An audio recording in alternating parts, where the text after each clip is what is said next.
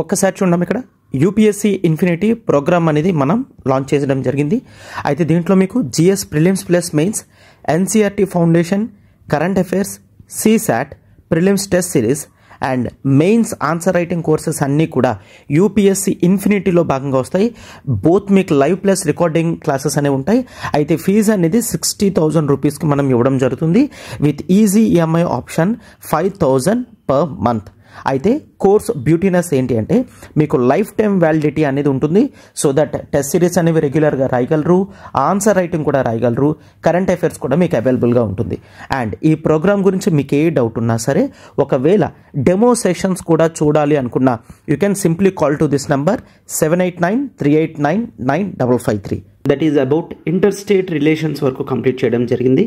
And next chapter it is about the emergency provisions.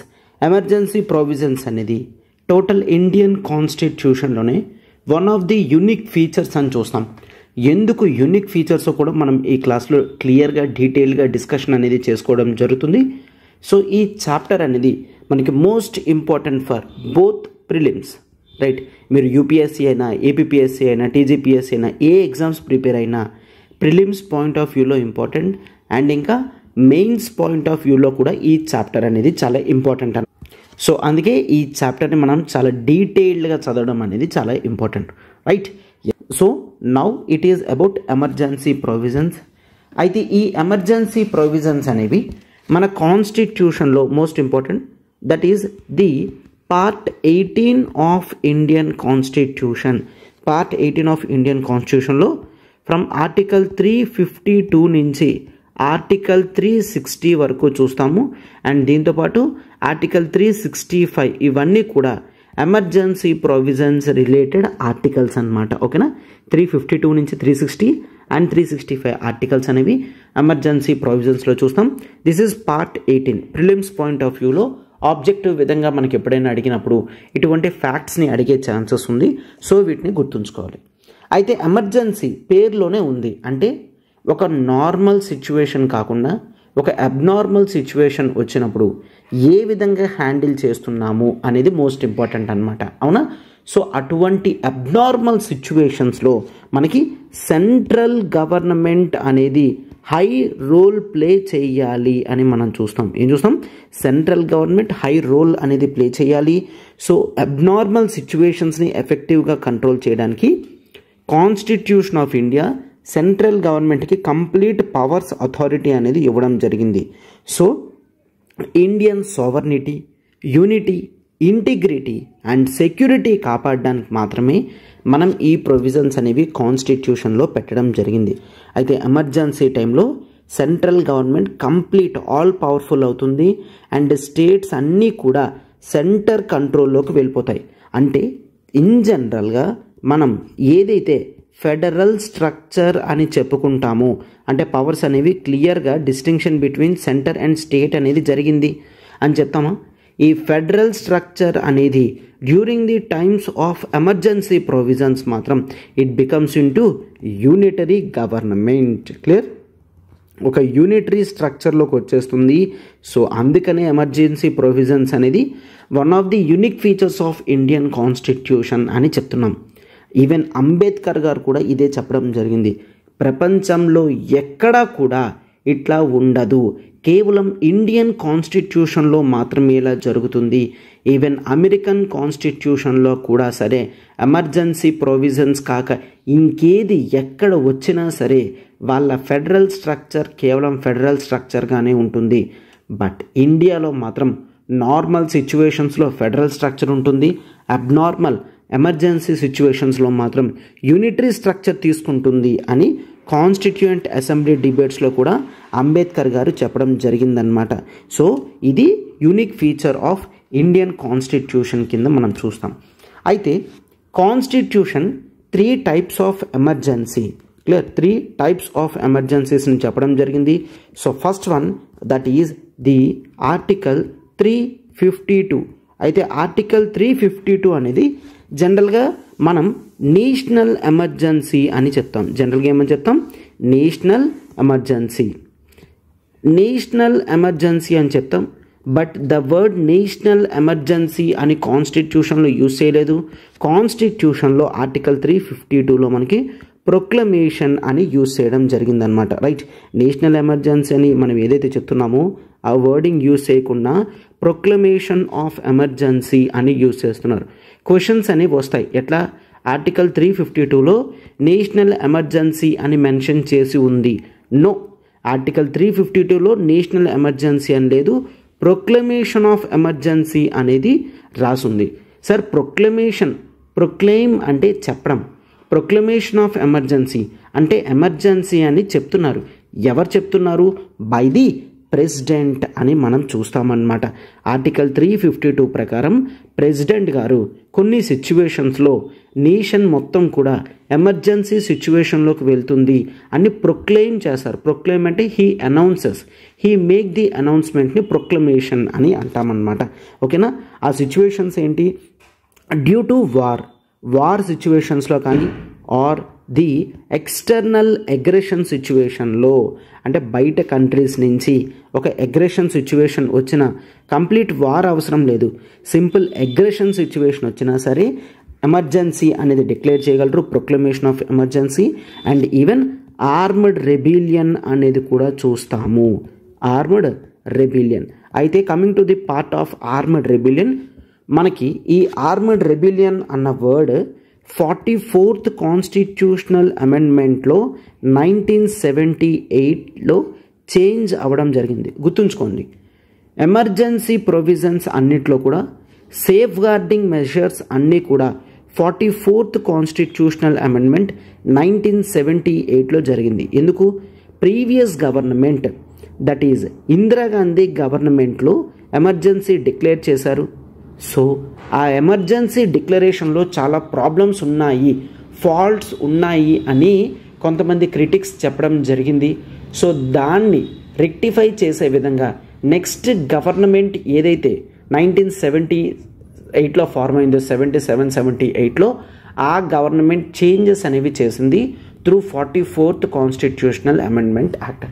So ఈ emergency chapter చదువుతున్నప్పుడు ప్రతిసారి మీకు 44th కాన్స్టిట్యూషనల్ అమెండ్మెంట్ అనేది చాలా ప్రైమ్ రోల్ ప్లే చేస్తుంది అని గుర్తుంచుకోండి. అయితే ఏమైంది? ఆర్మ్డ్ రెబిలియన్ అని మనకు ముందు ఉండేది కాదు, ఇంటర్నల్ డిస్టర్బెన్స్ అనేది ఉండేది. Internal disturbance. అయితే ఇంటర్నల్ డిస్టర్బెన్స్ అంటే ఏంటో ప్రాపర్ మీనింగ్ తెలీదు. ఫర్ ఎగ్జాంపుల్, ఒక 1000 మెంబర్స్ రోడ్డు మీదకి వచ్చి లా అండ్ ఆర్డర్ డిస్టర్బెన్స్ చేస్తున్నారంటే అంటే ఏంటి? ప్రెసిడెంట్ గారు national emergency పెట్టేయచ్చా?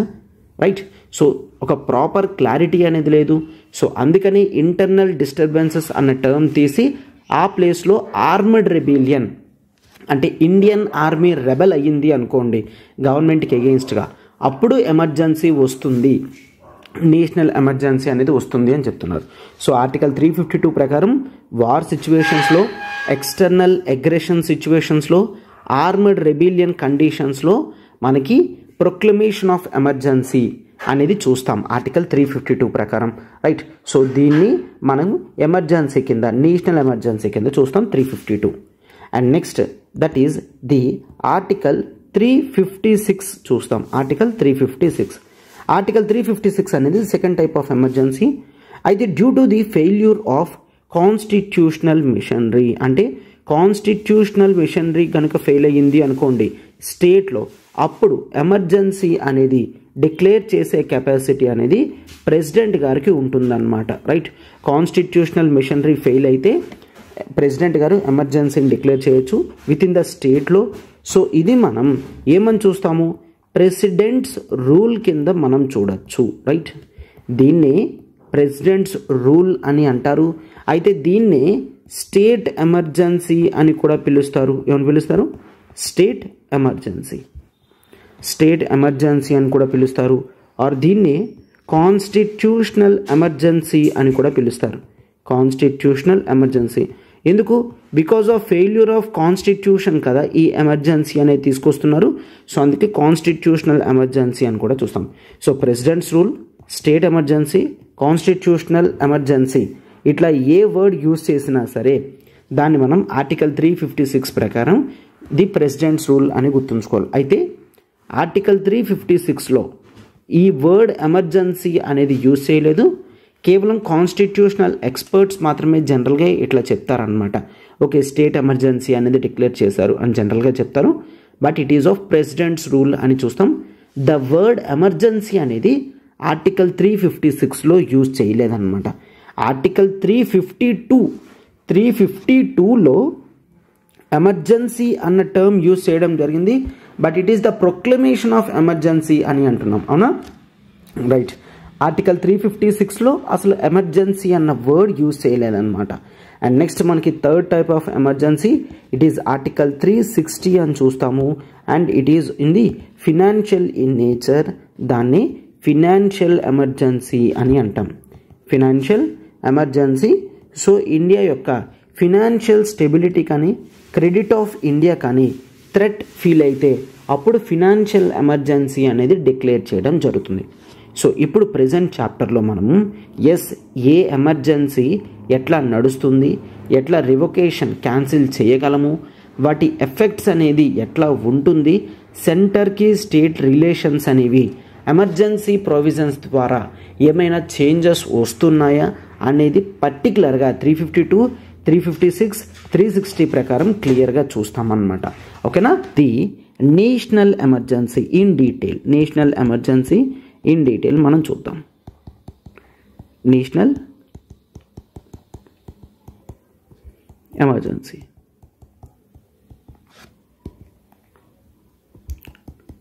So national emergency as we have already discussed, national emergency అనేది అండర్ ఆర్టికల్ 352 అని చూస్తాం. 352లో నేషనల్ ఎమర్జెన్సీ అని జనరల్గా చెప్పినప్పటికీ కూడా ప్రొక్లమేషన్ ఆఫ్ ఎమర్జెన్సీ అంటారని చెప్పాం. ఎవరు చెప్తారంట? ప్రెసిడెంట్ గారు డిక్లేర్ చేస్తారు. ఎమర్జెన్సీస్ అన్నీ కూడా ప్రెసిడెంట్ గారు డిక్లేర్ చేయడం జరుగుతుంది. ప్రెసిడెంట్ గారు నేషనల్ ఎమర్జెన్సీ డిక్లేర్ చేయడం జరుగుతుంది. ఎప్పుడు? Security of India. గుర్తుంచుకోండి, టోటల్ ఇండియా అయినా ఆర్ పార్ట్ ఆఫ్ ఇట్, ఏ ఒక్క పార్ట్ అయినా వార్ కానీ ఎక్స్టర్నల్ అగ్రెషన్ కానీ ఆర్మ్డ్ రెబిలియన్ కానీ జరిగి డిస్టర్బెన్సెస్ అనేవి క్రియేట్ అయితే అప్పుడు ప్రెసిడెంట్ గారు ఎమర్జెన్సీని ప్రొక్లెయిమ్ చేస్తారు. క్లియర్? అయితే ఇక్కడ చాలాసార్లు వార్ జరగాల్సిన అవసరం లేదు, ఒకవేళ థ్రెట్ అనేది ఉంది అని ఫీల్ అయినా, అంటే ఇమ్మినెంట్ డేంజర్, అంటే వీళ్ళ దగ్గర నుంచి థ్రెట్ ఉంది అని ప్రెసిడెంట్ గారు ఫీల్ అయినా సరే వెంటనే ఆర్టికల్ 352 ప్రకారం ఎమర్జెన్సీని ప్రొక్లెయిమ్ చేసే కెపాసిటీ అనేది ప్రెసిడెంట్ గారికి ఉంటుందన్నమాట. రైట్? అండ్ మల్టిపుల్ డిఫరెంట్ ప్రొక్లమేషన్స్ కూడా ఇవ్వగలరు. వార్లోని ఒకటి, ఎక్స్టర్నల్ అగ్రెషన్ కింద ఒకటి, ఆర్మ్డ్ రెబిలియన్ కింద ఒకటి, ఇమ్మినెంట్ డేంజర్ కింద, అంటే డిఫరెంట్ ప్రొక్లమేషన్స్ కూడా, అంటే ఒక ఎమర్జెన్సీ ఉన్నప్పుడు వేరే ఎమర్జెన్సీ అనేది త్రూ అనదర్ కాజ్ కూడా ఈ ఎమర్జెన్సీస్ని డిక్లేర్ చేయగలరన్నమాట. అయితే ఈ ప్రొవిజన్స్ అనేది 38th కాన్స్టిట్యూషనల్ అమెండ్మెంట్ యాక్ట్లో యాడ్ చేయడం జరిగింది. చూడండి జాగ్రత్తగా, 38th కాన్స్టిట్యూషనల్ అమెండ్మెంట్ యాక్ట్ 1975లో ఏం యాడ్ చేశారు? The president can also issue different proclamations. Clear? Different proclamations అనేవి ఇచ్చే కెపాసిటీ ప్రెసిడెంట్కి ఉంటుంది. క్లియర్? కేవలం ఆల్రెడీ వార్ అనే కాజ్ కింద నేషనల్ ఎమర్జెన్సీ ఉంది కదా, సో ఎక్స్టర్నల్ అగ్రెషన్ కింద ఇవ్వడానికి మనకి 1975 ముందు అవ్వదన్నమాట. But 38th constitutional amendment act 1975 ప్రకారం ఒక కాజ్ కింద ఎమర్జెన్సీ ఉన్నప్పుడు వెంటనే కావాలంటే వేరే కాజ్ కింద కూడా ఎమర్జెన్సీ అనేది డిక్లేర్ చేయగలరు. రైట్? సో దీన్ని మనం 38th కాన్స్టిట్యూషనల్ అమెండ్మెంట్ యాక్ట్ 1975 ప్రకారం చూస్తాం. రైట్? అండ్ ఆర్మ్డ్ రెబిలియన్ అనేది ఇంటర్నల్ ఎమర్జెన్సీ అనేది కూడా 2 కండిషన్స్ కింద చూస్తాము. ఒకటి వార్, ఎక్స్టర్నల్ అగ్రెషన్. వార్ కానీ ఎక్స్టర్నల్ అగ్రెషన్ కానీ జరిగింది అంటే దీన్ని ఇన్ జనరల్గా ఎక్స్టర్నల్ ఎమర్జెన్సీ అని జనరల్గా చూస్తాం. ఎక్స్టర్నల్ ఎమర్జెన్సీ ఈ విధంగా డివిజన్స్ అనేవి కాన్స్టిట్యూషన్లో లేవు, బేసిక్గా యూజ్ చేస్తారనమాట. అదే ఆర్మ్డ్ రెబిలియన్ వలన ఎమర్జెన్సీ అనేది డిక్లేర్ చేస్తే అప్పుడు దీన్ని మనం ఇంటర్నల్ ఎమర్జెన్సీ అని అంటాం. రైట్? ఇంటర్నల్ ఎమర్జెన్సీ అంటాం. వార్ ఎక్స్టర్నల్ అగ్రెషన్ వల్ల జరిగితే ఎక్స్టర్నల్ ఎమర్జెన్సీ అని, ఆర్మడ్ రెబిలియన్ వల్ల జరిగితే ఇంటర్నల్ ఎమర్జెన్సీ అని మనం డిక్లేర్ చేయడం అనేది జరుగుతుందన్నమాట. Right, yes. అండ్ ఇది మాత్రమే కాదు, మనకి జనరల్గా ముందు వరకు ఎమర్జెన్సీ అనేది డిక్లేర్ చేస్తే టోటల్ ఇండియా అంతా కూడా ఎమర్జెన్సీ అనేది ఉండేది. బట్ 44th కాన్స్టిట్యూషనల్ అమెండ్మెంట్లో కొంత వెసులుబాటు ఇచ్చారు. ఏంటి? Even part of India, any part, ఏ ఒక్క పార్ట్లో, అంటే కేవలం let's take Chinese external aggression చేశారనుకోండి, ఆ థ్రెట్ అనేది కేవలం నార్త్ ఈస్ట్ స్టేట్స్కి అనుకోండి, కేవలం నార్త్ ఈస్ట్ స్టేట్స్ వరకు ఎమర్జెన్సీ అనేది డిక్లేర్ చేయొచ్చు. రిమైనింగ్ పార్ట్ ఆఫ్ ఇండియాకి ప్రాబ్లం ఉండదు. ఫర్ ఎగ్జాంపుల్, పాకిస్తాన్ వల్ల వార్ ఉంది అని ఫీల్ అయితే కేవలం నార్థన్ పార్ట్ ఆఫ్ ఇండియా మొత్తం కూడా ఎక్స్టర్నల్ ఎమర్జెన్సీ కింద పెట్టచ్చు. సౌత్ పార్ట్ ఆఫ్ ఇండియాకి ఏ విధమైన ఎమర్జెన్సీ కూడా లేకుండా ఉంచవచ్చు అనమాట. రైట్. సో ముందు వరకు ఎక్కడ చిన్న ప్రాబ్లం వచ్చినా ఎంటైర్ ఇండియా మొత్తానికి కూడా ఎమర్జెన్సీ ప్రొవిజన్స్ అప్లికబుల్కి తీసుకొచ్చారు. బట్ 44th కాన్స్టిట్యూషనల్ అమెండ్మెంట్ ప్రకారం వాటి యొక్క ఎక్స్టెన్షన్ అనేది లిమిట్ చేసి కేవలం పార్ట్ ఆఫ్ ఇండియాలో మాత్రమే ఎమర్జెన్సీ, కేవలం కొన్ని స్టేట్స్, ఒక స్టేట్ కానీ కొన్ని స్టేట్స్ కానీ కొంత పార్ట్ ఆఫ్ ఇండియా కేవలం ఎఫెక్ట్ అయ్యే విధంగా కూడా చేంజ్ అనేది చేయడం జరిగిందనమాట. రైట్. సో మనం ఆల్రెడీ చూసాము, ఇంటర్నల్ డిస్టర్బెన్సెస్ అనేవి తీసి ద వర్డ్ ఆర్మడ్ రెబిలియన్ అనేది యూజ్ చేయడం జరిగింది అని కూడా మనం చూస్తున్నాం. అవునా? రైట్. అండ్ మరొక కొన్ని ప్రావిజన్స్ ఉంది. జనరల్గా ప్రెసిడెంట్ గారు డిక్లేర్ చేయడం అనేది మనం చూస్తున్నాం. అవునా? సో ప్రెసిడెంట్ గారు డిక్లేర్ చేస్తారు, but only through return orders. Return orders మాత్రమే ఉండాలి. రిటర్న్ రికమెండేషన్స్ అనేవి ఉండాలి. ఎక్కడ నుండి ఉండాలి? Return recommendations from the cabinet అని చూస్తాం. సరే, అయితే వాట్ ఈజ్ క్యాబినెట్? క్యాబినెట్ అంటే ఏంటి అని ఆర్టికల్ 352 ప్రకారం డిఫైన్ చేయడం జరిగింది. ఆర్టికల్ 352 ప్రకారం క్యాబినెట్ అంటే ఇట్ ఈస్ ది కౌన్సిల్. దీనికి హెడ్ కింద ప్రైమ్ మినిస్టర్ ఉంటారు అండ్ కొన్ని other ministers of cabinet rank ఉంటారు. రైట్. ప్రైమ్ మినిస్టర్ ఉంటారు and other cabinet rank ministers కూడా ఉంటారు. సో అంతే, ఆర్టికల్ 352 ప్రకారం కేవలం అది మాత్రమే డిఫైన్ చేయడం జరిగింది. కొంతమంది హయ్యర్ మినిస్ట్రీ పోర్ట్ఫోలియోస్ ఎవరైతే హోల్డ్ చేస్తారో వాళ్ళకి క్యాబినెట్ ర్యాంక్ ఉంటుంది అని చూస్తాం. వాళ్ళందరినీ కలిపి క్యాబినెట్ అని అంటాం. సో క్యాబినెట్ రిటర్న్ రికమెండేషన్స్తో మాత్రమే ప్రెసిడెంట్ గారు నేషనల్ ఎమర్జెన్సీ అనేది డిక్లేర్ చేయడం జరిగింది. ఈ ప్రొవిజన్ అనేది 44th కాన్స్టిట్యూషనల్ అమెండ్మెంట్ ప్రకారం యాడ్ చేశారు. ఈ ప్రొవిజన్ అనేది 44th కాన్స్టిట్యూషనల్ అమెండ్మెంట్ యాక్ట్ ప్రకారం యాడ్ చేశారు. ఎందుకంటే ఎర్లియర్ గవర్నమెంట్ రిటర్న్ ఆర్డర్ అనేది ఇవ్వకుండా ఓరల్ ఆర్డర్తో ఓరల్ రికమెండేషన్తో ప్రెసిడెంట్ గారి చేత నేషనల్ ఎమర్జెన్సీ అనేది డిక్లేర్ చేయించారనమాట. ఇందిరాగాంధీ గవర్నమెంట్ టైంలో కేవలం ఇందిరాగాంధీ గారు ఒక్కరే, క్యాబినెట్ అందరూ కాదు, కేవలం ఇందిరాగాంధీ గారు ఒక్కరే ప్రెసిడెంట్ దగ్గరికి వెళ్ళి రికమెండేషన్ అనేది ఇచ్చి వెంటనే నేషనల్ ఎమర్జెన్సీ అనేది డిక్లేర్ అయ్యే విధంగా చెప్పడం జరిగిందనమాట. సో నెక్స్ట్ ఇంకెప్పుడు కూడా అటువంటి ప్రాబ్లమ్స్ అనేవి రాకూడదు అన్న ఉద్దేశంతో ఈ విధంగా చేంజ్ అనేది చేశారు. అంటే ఏ విధంగా? క్యాబినెట్ ర్యాంక్ ఉన్న మినిస్టర్స్ అందరూ కూడా రిటర్న్ రికమెండేషన్ అనేది ప్రెసిడెంట్ గారికి ఇచ్చి then they will seek, sir మీరు నేషనల్ ఎమర్జెన్సీ అనేది ఈ గ్రౌండ్స్ ప్రకారం డిక్లేర్ చేయండి అని చెప్పి ఇస్తారనమాట. రైట్. సో ఇవన్నీ కూడా మనం చూస్తాం.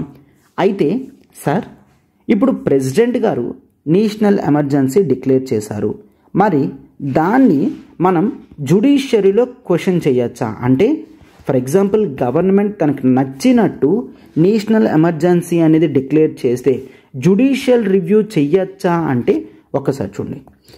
38th కాన్స్టిట్యూషనల్ అమెండ్మెంట్ యాక్ట్ 1975 ప్రకారం జ్యుడిషియల్ రివ్యూ అనేది లేదు అని చెప్పారు. క్లియర్, జ్యుడిషియల్ రివ్యూ అనేది లేదు అని చెప్పారు.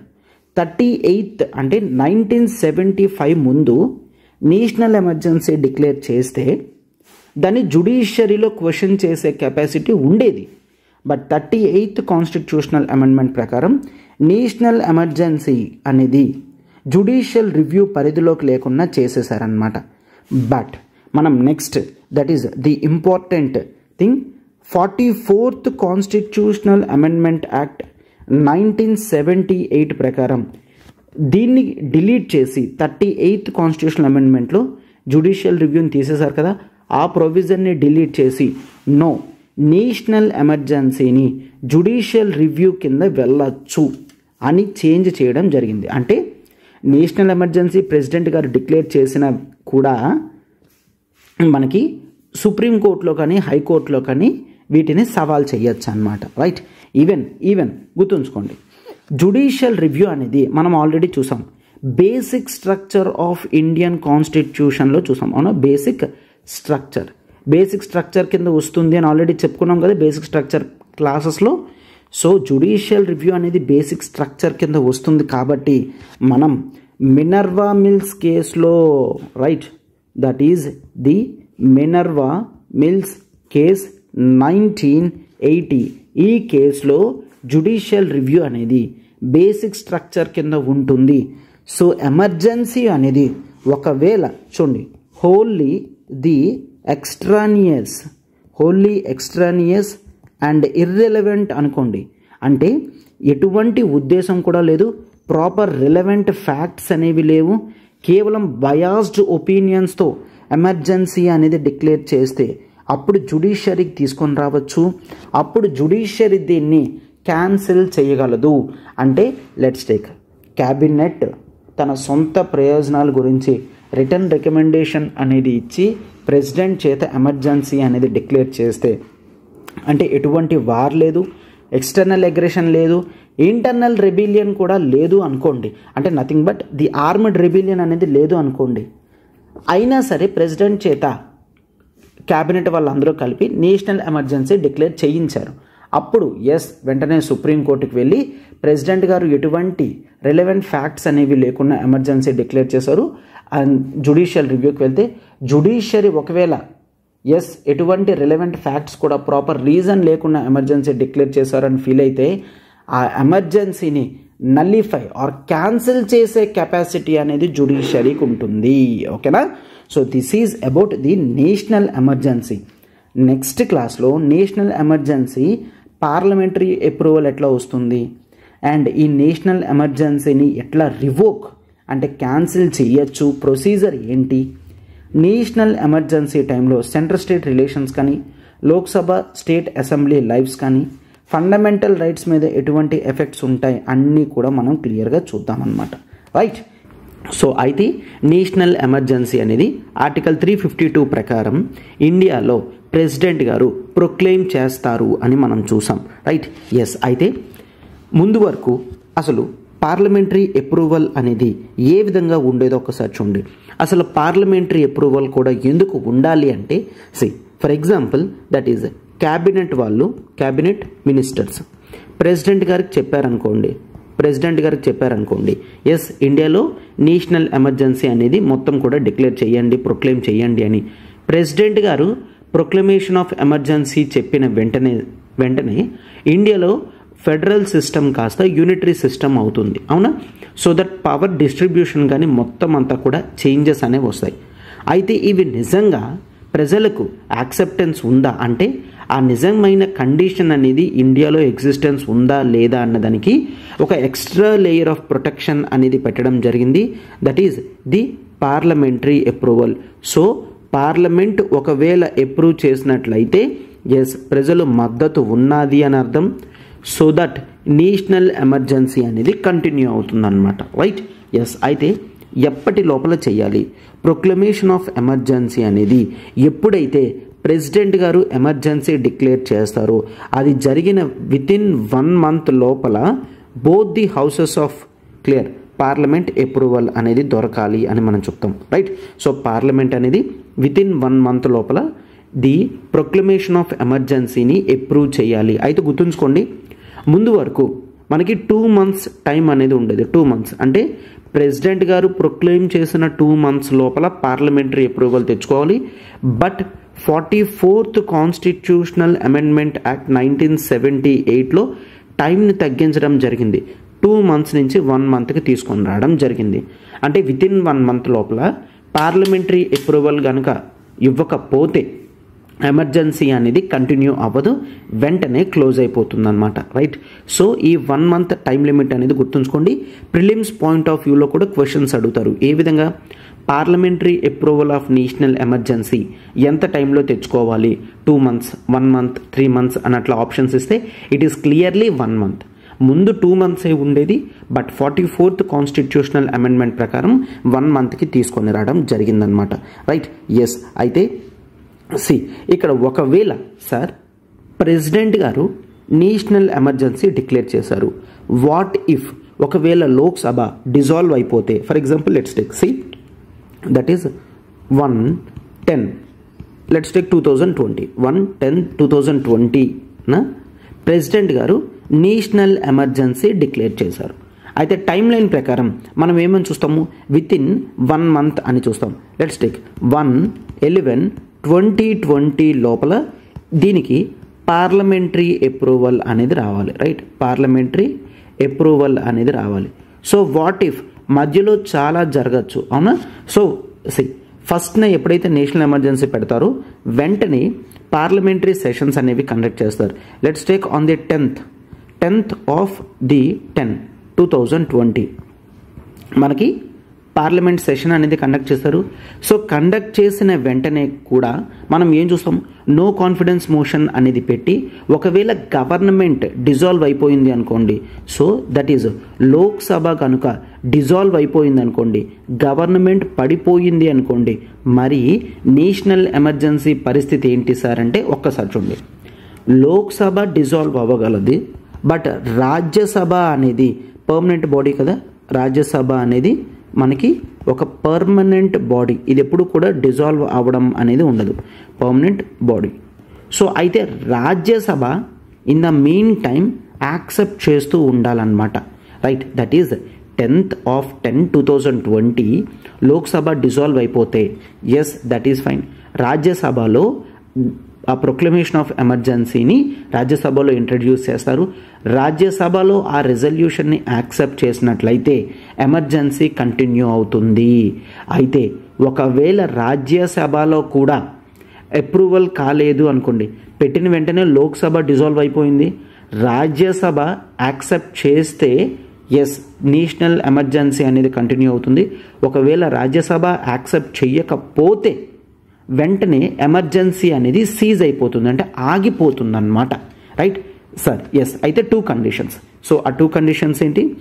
దట్ ఈజ్ లోక్సభ డిజాల్వ్ అయింది. లోక్సభ డిజాల్వ్ అయింది. లోక్సభ డిజాల్వ్ అయితే 2 options ఉంటాయి. లోక్సభ డిజాల్వ్ అయితే 2 options ఉంటాయి. రాజ్యసభ దాన్ని యాక్సెప్ట్ చేయడం, రాజ్యసభ దాన్ని రిజెక్ట్ చేయడం. సో రాజ్యసభ రిజెక్ట్ చేసింది అంటే నేషనల్ ఎమర్జెన్సీ అనేది సీజ్ అయిపోతుంది, అంటే ఆగిపోతుంది అన్నమాట. ఒకవేళ రాజ్యసభ యాక్సెప్ట్ చేసింది అనుకోండి, మరి దాని వ్యాలిడిటీ కానీ ఎంతవరకు ఉంటుంది? లోక్సభ అప్రూవల్ ఇంకా అవసరం లేదా? నో, లోక్సభ అప్రూవల్ కావాలి. బట్ ఎట్లా చేయొచ్చు? లోక్సభ డిజాల్వ్ అయిపోతే మళ్ళీ ఎలక్షన్స్ అనేవి కండక్ట్ చేసి మనకి లోక్సభని రీకాన్స్టిట్యూట్ చేయడం జరుగుతుంది. ఏం చేస్తారు? లోక్సభని రీకాన్స్టిట్యూట్ చేస్తారు, అంటే ఎలక్షన్స్ అనేవి కండక్ట్ చేసి కొత్త మెంబర్స్ని సెలెక్ట్ చేసి ఎస్ లోక్సభలో వాళ్ళు ఉంటారనమాట. ఎలక్షన్స్ కండక్ట్ చేస్తే ఖచ్చితంగా కొంతమంది కొత్త వాళ్ళు పాత వాళ్ళు ఎవరైనా సరే ఎలక్ట్ అవ్వడం జరుగుతుంది. సో ఈ కొత్త కాన్స్టిట్యూషన్ ఆఫ్ లోక్సభ ఏదైతే ఉందో వీళ్ళు ఈ కొత్త లోక్సభ ఎప్పుడైతే రీకాన్స్టిట్యూట్ అవుతుందో ఇప్పటి నుంచి వితిన్ 1 month లోపల వాటి అప్రూవల్ అనేది రావాలి. In the mean time Rajya Sabha దాన్ని యాక్సెప్ట్ చేస్తూ ఉండాలన్నమాట. రైట్. ఎస్. సో ఈ విధంగా మనం వాట్ ఇఫ్ లోక్సభ డిజాల్వ్ అయిపోతే అన్న దాని మీద 2 conditions అనేవి మనకు ఉన్నాయన్నమాట. Right. So in the mean time Rajya Sabha accept చేస్తే లోక్సభ కొత్తగా రీకాన్స్టిట్యూట్ అయిన వితిన్ 1 month వరకు కూడా ఈ నేషనల్ ఎమర్జెన్సీ కంటిన్యూ అవుతుంది. వితిన్ 1 month లోపల కొత్త లోక్సభలో అప్రూవల్ తెచ్చుకోవాలి. అండ్ ఒకవేళ ముందుగానే రాజ్యసభ రిజెక్ట్ చేసింది అంటే నేషనల్ ఎమర్జెన్సీ అనేది సీజ్ అయిపోతుంది అని చూస్తాం. వితిన్ 1 month అంటే మనకి కాన్స్టిట్యూషన్లో విత్ ఇన్ 30 days అని చెప్పడం జరిగింది. ఓకేనా, within 30 days from the first sitting of the Lok Sabha after its reconstitution అని చెప్తామన్నమాట, right. But in the mean time Rajya Sabha accept చేయాలి. అంటే what if first time Rajya Sabha accept చేసి సెకండ్ టైం మళ్ళీ రాజ్యసభ యాక్సెప్ట్ చేయకపోతే అప్పుడు కూడా నేషనల్ ఎమర్జెన్సీ అనేది సీజ్ అయిపోతుంది అన్నమాట. సో అందుకని చాలా క్లియర్గా చూస్తాం, చాలా ఇంపార్టెన్స్ అనేది ఈ నేషనల్ ఎమర్జెన్సీ ప్రొవిజన్స్లో చూస్తాం. ఎమర్జెన్సీ ప్రొవిజన్స్ క్లాజెస్ అన్నీ కూడా చాలా క్రిటికల్గా కాంప్లెక్స్గా ఉంటాయి. నేను మల్టిపుల్ టైమ్స్ రిపీట్ చేసి మీకు ఇంటర్లింకింగ్ అనేది చేస్తే ఖచ్చితంగా ప్రతిదీ కూడా మీకు గుర్తుంటుంది. ప్రిలిమ్స్ పాయింట్ ఆఫ్ వ్యూలో కానీ మెయిన్స్ పాయింట్ ఆఫ్ వ్యూలో కానీ మీరు ఈజీగా ప్రజెంట్ చేయగలరు అనమాట, రైట్. ఎస్ లోక్సభలో పెట్టారు. అయితే లోక్సభ ఆ రిజల్యూషన్ని యాక్సెప్ట్ చేయాలి. ఎట్లా యాక్సెప్ట్ చేయాలి? Yes, that is fine. అయితే కాన్స్టిట్యూషన్లో క్లియర్గా మనం చూస్తాము, ఈ రిజల్యూషన్ ఏదైతే ఉందో ఇది మనకి ఏ మెజారిటీతో పాస్ అవ్వాలి? స్పెషల్ మెజారిటీతో పాస్ అవ్వాలి. అంటే ప్రెసిడెంట్ గారు నేషనల్ ఎమర్జెన్సీ డిక్లేర్ చేసిన వెంటనే లోక్సభలో the resolution for approval of national emergency అనేది చూస్తాం. అయితే ఈ రిజల్యూషన్ అనేది లోక్సభలో స్పెషల్ మెజారిటీతో పాస్ అవ్వాలి. స్పెషల్ మెజారిటీ అంటే ఏంటి? ఎస్, ఆల్రెడీ మనం ఎర్లియర్ క్లాసెస్లో డిస్కస్ చేసుకున్నాం. స్పెషల్ మెజారిటీ అంటే that is a majority of total membership. So majority of total membership చూస్తాము, plus 2/3 present and voting. Clear? ఈ 2 కండిషన్స్ సాటిస్ఫై అయినప్పుడు మాత్రమే స్పెషల్ మెజారిటీతో పాస్ అయ్యింది అని అంటాం. సో టోటల్ మెంబర్షిప్లో మెజారిటీ అనేది ఉండాలి, అండ్ ప్రెజెంట్ అయిన వాళ్ళలో కూడా 2/3 ప్రెజెంట్ అండ్ ఓటింగ్ యాక్సెప్టెన్స్ చేస్తే మాత్రమే మనకి ఈ రెజల్యూషన్ అనేది అప్రూవ్ అయినట్టు మీనింగ్ అనమాట. అయితే ఈ స్పెషల్ మెజారిటీ ఉండాలి అని చెప్పి 44th కాన్స్టిట్యూషనల్ అమెండ్మెంట్లో తీసుకొచ్చారు. అంటే బిఫోర్ 44th కాన్స్టిట్యూషనల్ అమెండ్మెంట్ కేవలం సింపుల్ మెజారిటీ, అంటే more than half of present and voting, అంతే, సింపుల్ మెజారిటీ. సో ఉన్న వాళ్ళలో హాఫ్ కన్నా ఎక్కువ ఈ రెజల్యూషన్ని అప్రూవ్ చేసినట్లయితే ఎమర్జెన్సీ అనేది కంటిన్యూ అయ్యేది. బట్ ఇది చాలా వేగ్గా ఉంది, ఎమర్జెన్సీ అనేది చాలా ప్రాబ్లమేటిక్గా ఉంటుంది. కాబట్టి మనకి కండిషన్స్ అనేవి క్రిటికల్ చేస్తే అప్పటికీ అప్రూవల్ అనేది దొరికింది అంటే yes, the necessity has come అని ఎవరికైనా అర్థమవుతుంది అన్న మీనింగ్తో 44th కాన్స్టిట్యూషనల్ అమెండ్మెంట్లో స్పెషల్ మెజారిటీ వైపు వెళ్ళడం జరిగిందనమాట. ఓకేనా? So this is about the approval of national emergency అని చూస్తాం, రైట్. అయితే గుర్తుంచుకోండి, ఈ నేషనల్ ఎమర్జెన్సీ అనేది అప్రూవల్ మల్టిపుల్ టైమ్స్ చేయాల్సి ఉంటుందన్నమాట, రైట్. ఈ national emergency approval multiple times చేయాల్సి ఉంటుంది. అయితే there is the limitation, that is national emergency అనేది ఎవ్రీ 6th మంత్కి, క్లియర్, ఎవ్రీ 6th మంత్కి మళ్ళీ ది పార్లమెంట్ అప్రూవల్ అనేది సంపాదించాలి. ఎవ్రీ 6 monthsకి పార్లమెంట్ అప్రూవల్ సంపాదించాలి. 6 months అయ్యేసరికి పార్లమెంటరీ అప్రూవల్ సంపాదించకపోతే వెంటనే నేషనల్ ఎమర్జెన్సీ అనేది క్లోజ్ అయిపోతుంది, రైట్. నేషనల్ ఎమర్జెన్సీ అనేది క్లోజ్ అయిపోతుంది అని చూస్తాం. సో ఇక్కడ మనం ఎగ్జాంపుల్ కింద ఏమని చెప్పుకున్నాం? అప్రూవల్స్కి నేషనల్ ఎమర్జెన్సీ అనేది ఫస్ట్న మనకి ప్రెసిడెంట్ గారు ప్రొక్లెయిమ్ చేసినట్లయితే, సో నెక్స్ట్ ఒక 10 daysలో, అంటే వితిన్ 1 monthలో పార్లమెంటరీ అప్రూవల్ రావాలి. పార్లమెంటరీ అప్రూవల్ వచ్చేసింది అంటే నేషనల్ ఎమర్జెన్సీ 6 months ఉంటుంది కంటిన్యూస్గా. మళ్ళీ 6 months లోపల నేషనల్ ఎమర్జెన్సీ కంటిన్యూ చేయాలి అంటే 6th month అయ్యేసరికి మళ్ళీ పార్లమెంట్ అప్రూవల్ తెచ్చుకోవాలి. ఇట్లా మల్టిపుల్ టైమ్స్ తెచ్చుకోవచ్చు.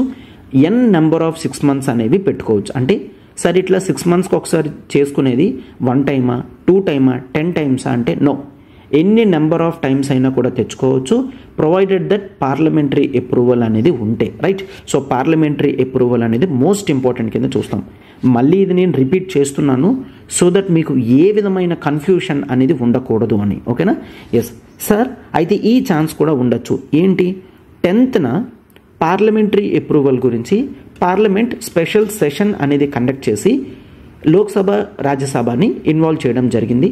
సో అయితే లోక్సభ డిజాల్వ్ అయిపోయింది 10th వెంటనే గవర్నమెంట్కి వ్యతిరేకంగా నో కాన్ఫిడెన్స్ మోషన్ అనేది పెట్టి గవర్నమెంట్ని దించేశారు. క్లియర్, గవర్నమెంట్ని దించేసినా ఆర్ ఉన్న గవర్నమెంట్ ఒకవేళ డిజాల్వ్ చేసేసుకున్నా సరే సింప్లీ లోక్సభ అనేది డిజాల్వ్ అయిపోయింది అంటే అప్పుడు మనకి వేరే కండిషన్స్ అనేవి ఉంటాయి.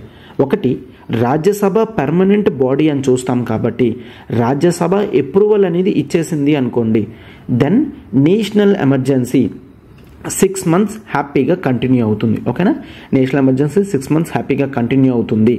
నెక్స్ట్ కంటిన్యూ అవ్వాలి అన్నా సరే Rajya Sabha in the main time accept చేస్తూ ఉండాలన్నమాట. రైట్, సో లోక్సభ డిజాల్వ్ అయిపోతే మనకి 2 కండిషన్స్ అనేవి చూస్తాం. లోక్సభ డిజాల్వ్ అయిపోతే 2 కండిషన్స్ చూస్తాం. ఒకటి రాజ్యసభ యాక్సెప్ట్ చేయడం, మరొకటి రాజ్యసభ రిజెక్ట్ చేయడం. ఒకవేళ రాజ్యసభ రిజెక్ట్ చేసింది అంటే నేషనల్ ఎమర్జెన్సీ సీజ్ అయిపోతుంది, అంటే ఆగిపోతుంది అన్నమాట. ఒకవేళ రాజ్యసభ యాక్సెప్ట్ చేసింది అనుకోండి, మళ్ళీ కొత్తగా లోక్సభ రీకాన్స్టిట్యూట్ చేసినంత వరకు కూడా నేషనల్ ఎమర్జెన్సీ కంటిన్యూ అవుతుంది. In the main time Rajya Sabha దానికి యాక్సెప్టెన్స్ అనేది ఇవ్వాలి. ఫర్ ఎగ్జాంపుల్ లెట్స్ టేక్ 111 కల్లా రాజ్యసభ యాక్సెప్ట్ చేసింది, లోక్సభ డిజాల్వ్ అయిపోయింది.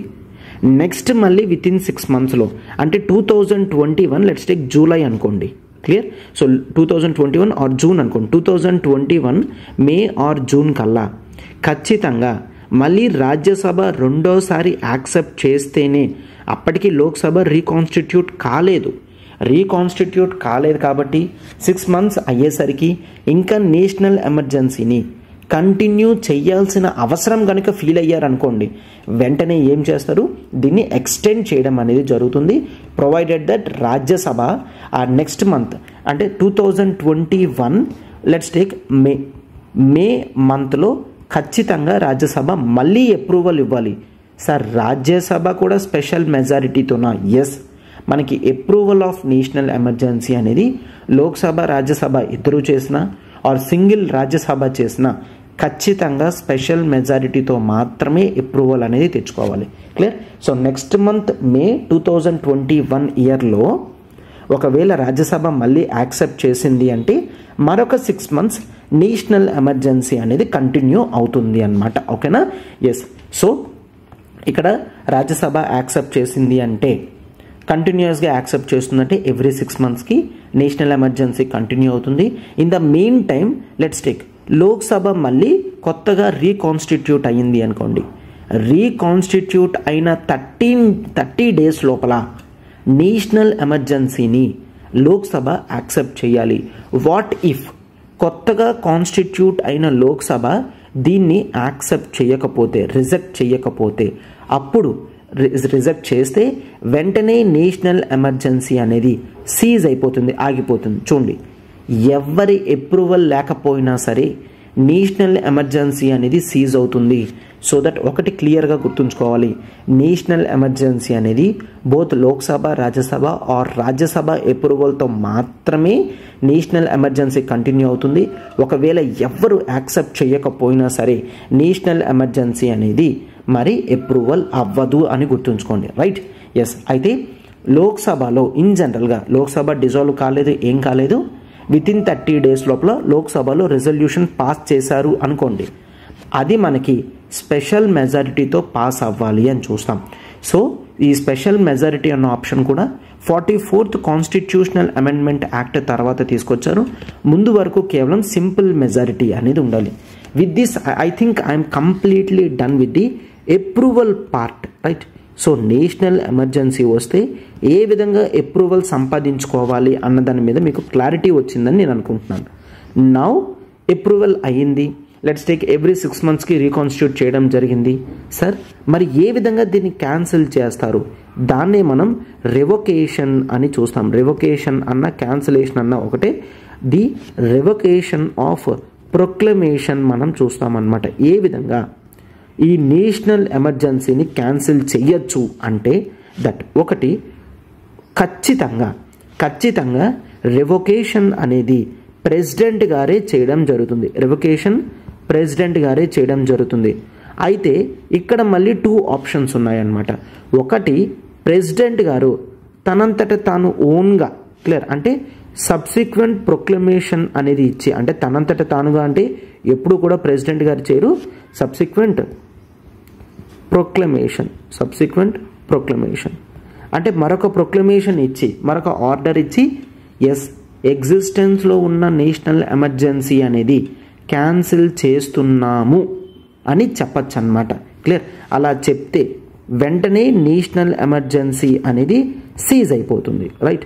అయితే ప్రెసిడెంట్ గారు ఎప్పుడు సొంతంగా చేయలేరు, క్యాబినెట్ అంటే ప్రైమ్ మినిస్టర్ గారే క్యాబినెట్ వాళ్ళ చేత చెప్పిస్తారనమాట ప్రెసిడెంట్ గారికి, సార్ మీరు కొత్త ప్రొక్లమేషన్ అనేది ఇచ్చి నేషనల్ ఎమర్జెన్సీని ఆపేయండి, మనకి ఇంకా థ్రెట్ కానీ ప్రాబ్లం కానీ ఏం లేదు అని.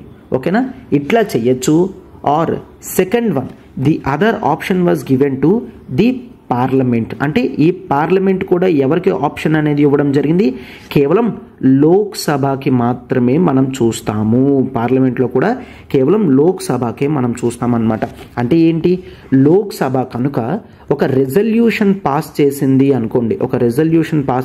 అనుకోండి, ప్రెసిడెంట్ గారికి, సార్ మీరు ఖచ్చితంగా ఈ ఎమర్జెన్సీని ఆపేయండి అని చెప్పినట్లు అయితే అప్పుడు వెంటనే ప్రెసిడెంట్ గారు నేషనల్ ఎమర్జెన్సీని ఆపేయాల్సి వస్తుందన్నమాట. రైట్?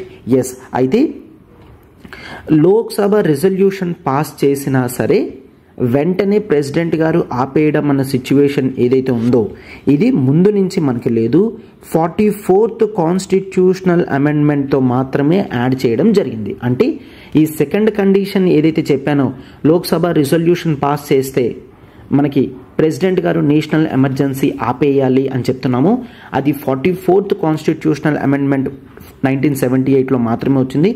ముందు వరకు కేవలం ప్రెసిడెంట్ గారు సబ్సిక్వెంట్ ప్రొక్లమేషన్తో మాత్రమే ఆపాలి అని మనం చూస్తాం. ఓకేనా? అంటే ఒక ఎక్స్ట్రా సపోర్ట్ కూడా పెట్టడం జరిగింది. అంటే ప్రెసిడెంట్ గారు అతనంతటా అతనే కేవలం ఆపడం మాత్రమే కాదు, ఒకవేళ లోక్సభ కనుక రెజల్యూషన్ పాస్ చేసింది అంటే అప్పుడు కూడా వెంటనే నేషనల్ ఎమర్జెన్సీని ప్రెసిడెంట్ గారు ఆపేయాలి అని మనం చూస్తాం. రైట్? అయితే ది రెజల్యూషన్ ఫర్ అంటే ఈ లోక్సభ ఎట్లా పాస్ చేస్తుంది అంటే, ఒకవేళ హౌస్ అనేది సెషన్లో లేదు, అంటే హౌసెస్ అనేవి సెషన్లో లేవు, కండక్ట్ అవ్వడం లేదు. సో ఫస్ట్ హౌస్ అనేది సెషన్లోకి తీసుకొని రావాలి కదా, అప్పుడే లోక్సభ రెజల్యూషన్ అనేది పాస్ చేయగలం. సో లెట్స్ టేక్ స్టెప్ 1 ఏంటి అంటే 1/10 members. Clear? So 1/10 members of Lok Sabha వాళ్ళు లోక్సభ స్పీకర్కి లెటర్ రాశారనుకోండి, సార్ వెంటనే సెషన్ అనేది కండక్ట్ చేయండి, నేషనల్ ఎమర్జెన్సీ ఆపాలి అని అనుకుంటున్నాం అని 1/10 మెంబర్స్ లోక్సభ స్పీకర్ గారికి లెటర్ రాయడం జరుగుతుంది. అయితే స్పీకర్ వెంటనే దాన్ని యాక్సెప్ట్ చేసి హౌస్ని సెషన్లోకి తీసుకొస్తారు డిస్కషన్కి. క్లియర్? హౌస్ని సెషన్లోకి తీసుకొస్తారు. సెషన్లోకి తీసుకొచ్చిన వెంటనే ఒక రెజల్యూషన్ పెడతారనమాట. ఆ రెజల్యూషన్ ఏంటి అంటే to immediately stop the national emergency అని చెప్పి రెజల్యూషన్ పెడతారు. అయితే ఈ రెజల్యూషన్ లోక్సభలో గుర్తుంచుకోండి, దిస్ ఈజ్ ఇంపార్టెంట్, సింపుల్ మెజారిటీతో పాస్ అవ్వాలి. ఇక్కడ స్పెషల్ మెజారిటీ అడగట్లేదు, రివొకేషన్లో మనం సింపుల్ మెజారిటీతో చూస్తాము. సింపుల్ మెజారిటీతో ఆ రెజల్యూషన్ పాస్ అయ్యింది అనుకోండి, వెంటనే ఈ రెజల్యూషన్ అనేది మనకి ప్రెసిడెంట్ గారికి పంపించడం జరుగుతుంది.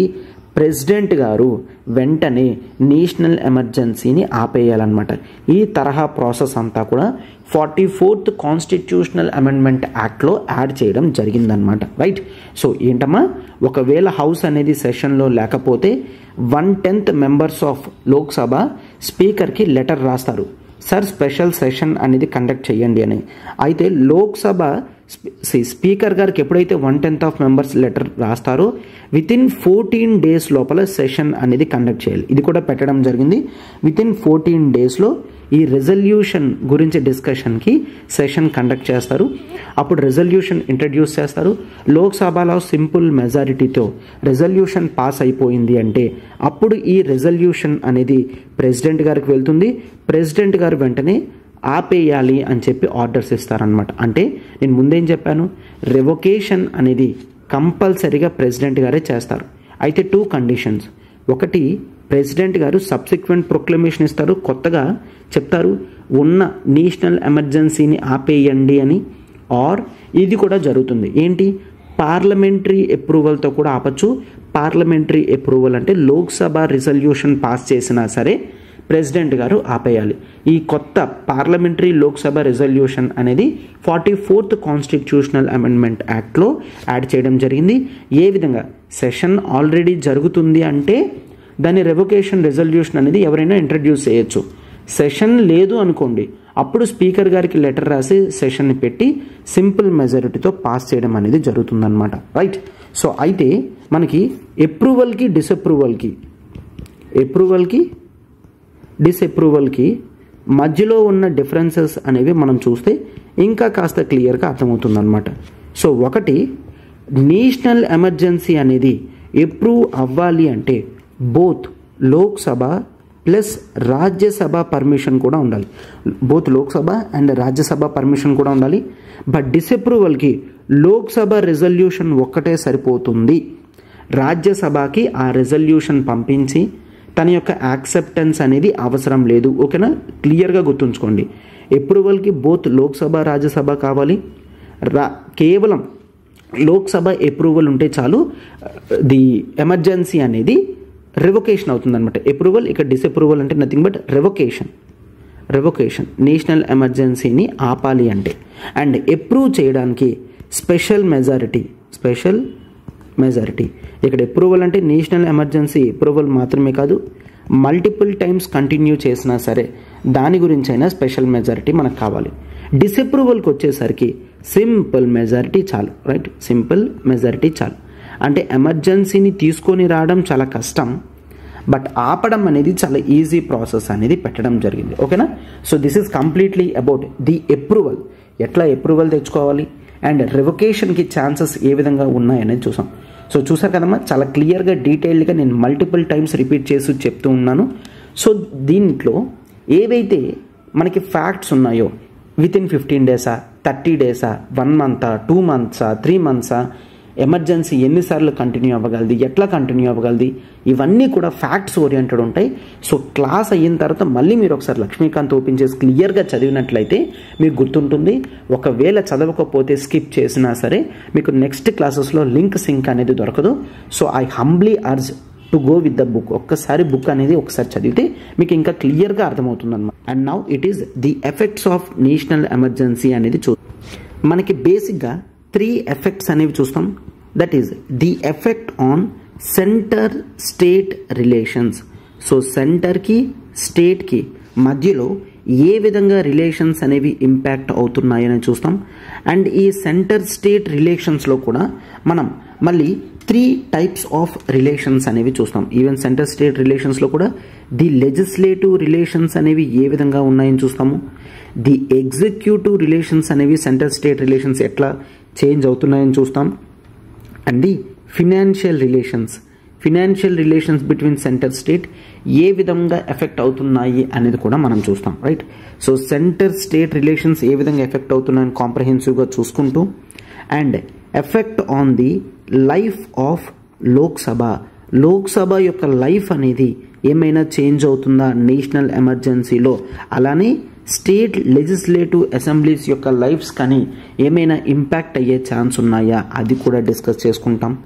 అండ్ ఇది మాత్రమే కాదు, the most important thing, national emergency టైంలో ఏ విధమైన ఇంపాక్ట్ అనేది ఫండమెంటల్ రైట్స్కి ఉంటుంది, అంటే ఫండమెంటల్ రైట్స్ ఏ విధంగా నేషనల్ ఎమర్జెన్సీ వలన ఎఫెక్ట్ అవుతున్నాయి అనేది కూడా మనం చూస్తాం.